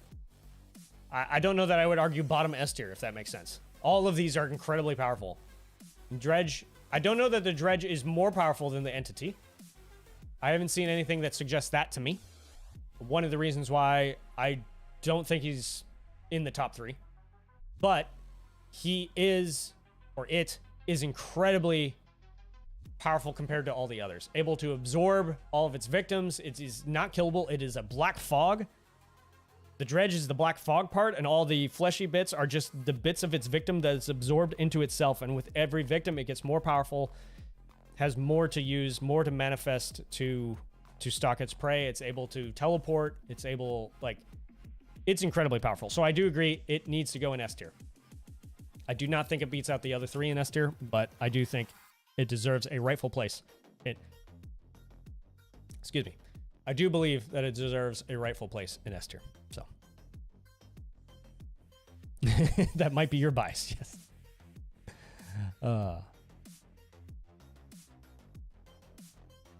mean, let's be honest. The S tier would, if they fought, would be a draw, most likely. Like, they are all uber powerful. All right, Wesker. Where am I putting Wesker? Wesker, I put Nemesis in A tier. I've got to put Wesker in A tier. Wesker is not S tier. Wesker is killable. Wesker is not more powerful than an entity. Wesker is human, but he's mutated. And I do believe Wesker could take on Nemesis. So I believe Wesker rightfully, if I've ranked Nemesis correctly, Wesker deserves at least A tier above Nemesis. Along with Nemesis, but actually I would put him above Nemesis in that tier. He's incredibly intelligent, incredibly fast. He can dodge bullets. He is near unkillable. He is killable, but he's near unkillable. He can be weakened and then killed, but he's near unkillable, which is, I think he deserves A tier. Yeah.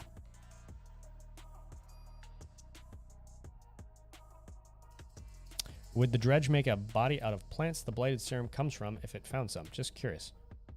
Probably not, because it's absorbing victims, not just, I guess it, does it absorb things too? I think it absorbs fleshy bits. I was convinced that Wesker beats Spirit. No, I was actually convinced Spirit would beat Wesker. I argued with that. Oh, wait, unless what you mean is what I was won over? Yes, I was won over that Wesker potentially could beat Spirit. Yes. Yeah, I do believe that it's possible he could. That Spirit really couldn't beat him because of how fast he is and how nigh unkillable he is. So I didn't go in arguing that to that whole list. I actually thought it was pretty silly at first, but then enough Wesker fans convinced me of it. But I definitely could not believe that Wesker beat Dredge. That I will still argue with to this day. Wesker cannot beat Dredge.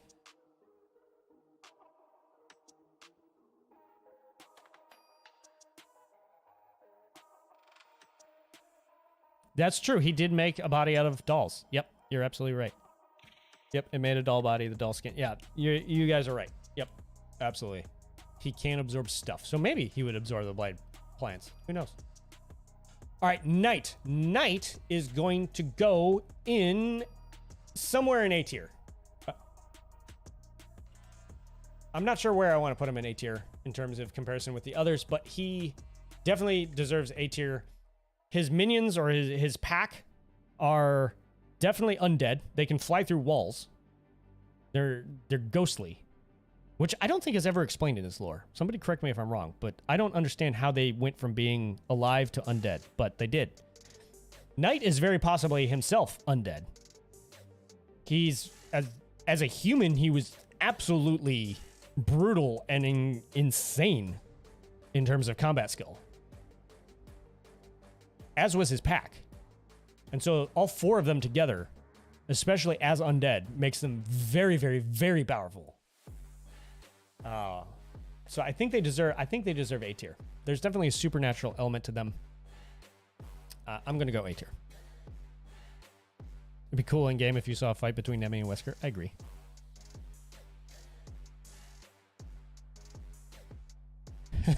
Knight B tier to make the... It is kind of disbalanced here. Yeah, I think his crew... Because you have to factor in his crew, too. It's lore, so...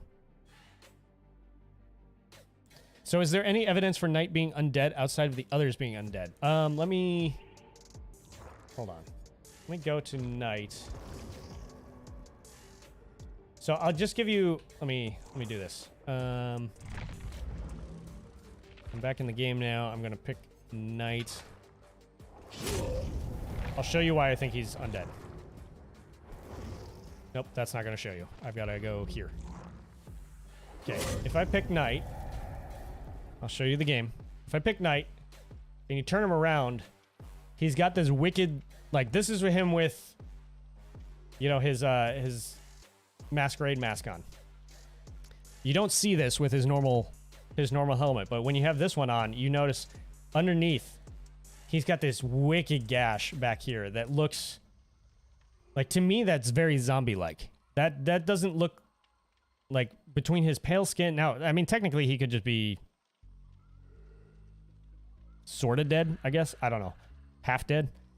But he's not full dead, but he's, you know, I don't know. He just looks... To me, this looks like zombie-esque. Undead. Yeah, a lot of his cosmetics make him look undead, but this one, to me, is the most telling... I look at that and go, he's supposed to be undead. It's not definitive proof, but it's I think he's undead. And the fact that his minions or his pack are undead, I think argues for that. So, all right, back to the tier list. Skull Merchant. Skull Merchant. Ooh, this one's actually a tricky one. I want to put her between C and D. I'm going to put her C tier. She's got the technology on her side. She's very intelligent. She's got the technology on her side. I do think... Because I did argue that she would beat the twins in a one-on-one battle pretty handedly. And I still hold to that. I don't know. She wouldn't be atop the C tier. She would probably be at the very, very bottom of C tier above the twins. Maybe on par with Deathslinger. I still think Huntress would absolutely wreck her. Maybe she'd take on Plague. Plague, she might be able to overwhelm her if Plague didn't have her Corrupt Purge. Again, I'm obviously we're not facing them together, but I'm just trying to tease out her power. Her technology is pretty significant and gives her a good advantage. She's cunning, she's smart. There's a lot going on there. So I think I'm comfortable putting her in C tier. Somewhere in C tier. Yeah. Yeah. I respect D tier. In order to put her in D tier, though, I have to put twins down there in D tier. Because she's stronger than twins, in my opinion. Top of D, yeah. I could say, yeah, she's either top of D or somewhere near the bottom of C. And if she's top of D, I've got at least one person in C in the wrong place then. I don't know. I'm going to leave her C for now. She's at not the very bottom of C, but somewhere near the bottom of C. I could be convinced of D. Yeah, this is one that I'm not as confident with. What puts her in C tier again? For one, I believe strongly that twins need to be in C tier, and she, I would say, is going to be able to massively overwhelm the twins. I think her technology, her intelligence, she's very intelligent. Her technology gives her an edge over all the others in D tier. I think she's more powerful than the others in D tier. So either she's like the top of D tier or just at the somewhere near the bottom of C tier. And if she's D tier, I think I've got the twins in the wrong place. Yeah.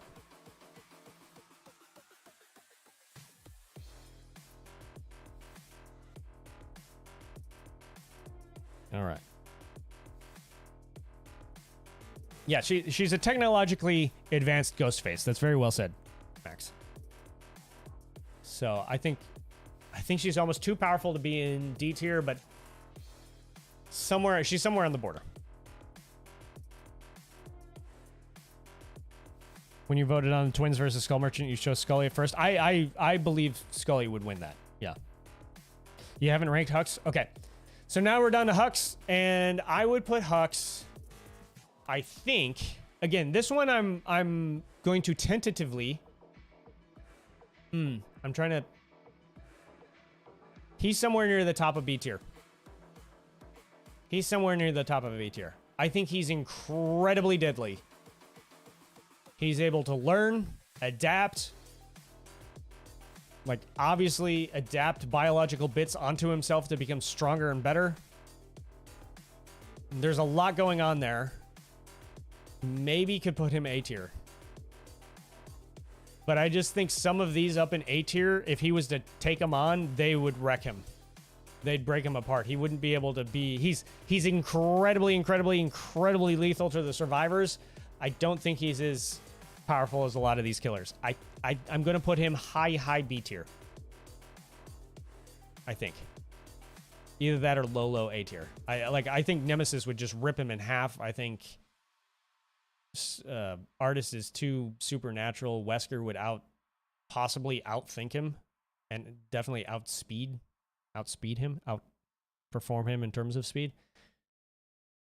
Knight has the supernatural undead stuff going on. Spirit's undead. Freddy is majorly supernatural. You got Myers, who's unkillable. You got Hag, who has magic on her side. Like, I think these all in A trump him in, so I think B is high B. Everyone in S tier since they can also what? Yeah, Singularity is basically a technologically advanced Demogorgon. I agree with that. When will I upload the videos, Black? I will hopefully get one of these uploaded early next week and the other one the week following. So, yeah. All right, so there are my thoughts on how powerful each of the killers are based on their lore and my arguments behind them. And I would love to hear your thoughts. All of you in chat, thank you for sharing yours. Those of you watching this video later, let me know in the comments. I appreciate the crud out of you. I just realized, sorry, this cracked me up. It looks like I have Knight in the corner. Bad night. Go to the corner. Anyway, sorry. These are my thoughts at 11:25 a.m. Knight's in the corner. He's been bad. Anywho. Y'all. Thank you so much for hanging out with me tonight. We've gone over time, but you've made this one of my favorite streams ever. Appreciate the crud out of all of you supporting me, lurking, chatting, joining in the conversation, encouraging me. All of it. It's been great. I am super tired now. I am sorry I'm so low energy at this point, but I hope this has been entertaining for you. This discussion has been thrilling for me. I love it. I love it all. I love the lore of this game, and I love just talking about it. So, anywho, with that, I'm not going to be able to play another trial. I am super tired. I need to go to bed. I've got a big day tomorrow. Just know I appreciate every single one of you. You all are awesome. Here, let me switch over to full cam. You all are awesome. Stay awesome. And look for one of these videos to come out early next week, and hopefully I will. So I do want to caveat. Okay, so if you didn't know, my wife is pregnant. She's about to give birth here in little over a month is the due date. There will be a short time where these streams pause. I was thinking it was going to be a long break, and then I told my wife, "Hey, I'm gonna stop streaming for a while," and she's like, "Why?" Like, this is your outlet. You do it. We'll make it work. So it's not going to be as long as a break as I thought, but there will be a short break as I adapt to having a new son in the world. So probably around August, I'm going to take a several week break, but then I should be back to streaming. My goal is that there's no lag in videos, that you will still see videos come out for me. That's one of the reasons why we did 2 tonight, so that I could start to build up a backlog so that I can work ahead and have videos to put out. But that being said, do expect that the streams will take a pause here towards the end of July or the beginning of August. But then I do intend to resume. And then the other thing being that if you're someone who regularly relies on me being live on Friday, I will say that now that she's entering the last, she's well in the last trimester, nights are getting harder. So there may be times where I'm not able to stream as regularly, or I have to shift the stream time or the stream night. So if you're not following me on Twitter or you're not in the Discord, I will post it on YouTube as well, but sometimes you won't see the community post. So I would advise you get somewhere where I will announce, where you could watch me announce if I'm going to have to adapt the stream. I'm going to try still through the month of July, but just so I do intend to be live next Friday, but there's always the chance something comes up. Wife's not doing well, whatever. And family first, you know. So hopefully that you understand that. I've made that way more serious than I intended it to be. But all that to say, stinking appreciate you all. Thank you for the congratulations. And all that to say, you're awesome. Stay awesome. And we hope to see you next Friday and in the next video and all that jazz. I'm going to go because I'm just rambling now and I need to go to bed. But you guys have great days, great nights, whatever it is for you. We'll see you later. Thanks for hanging out. Cheers.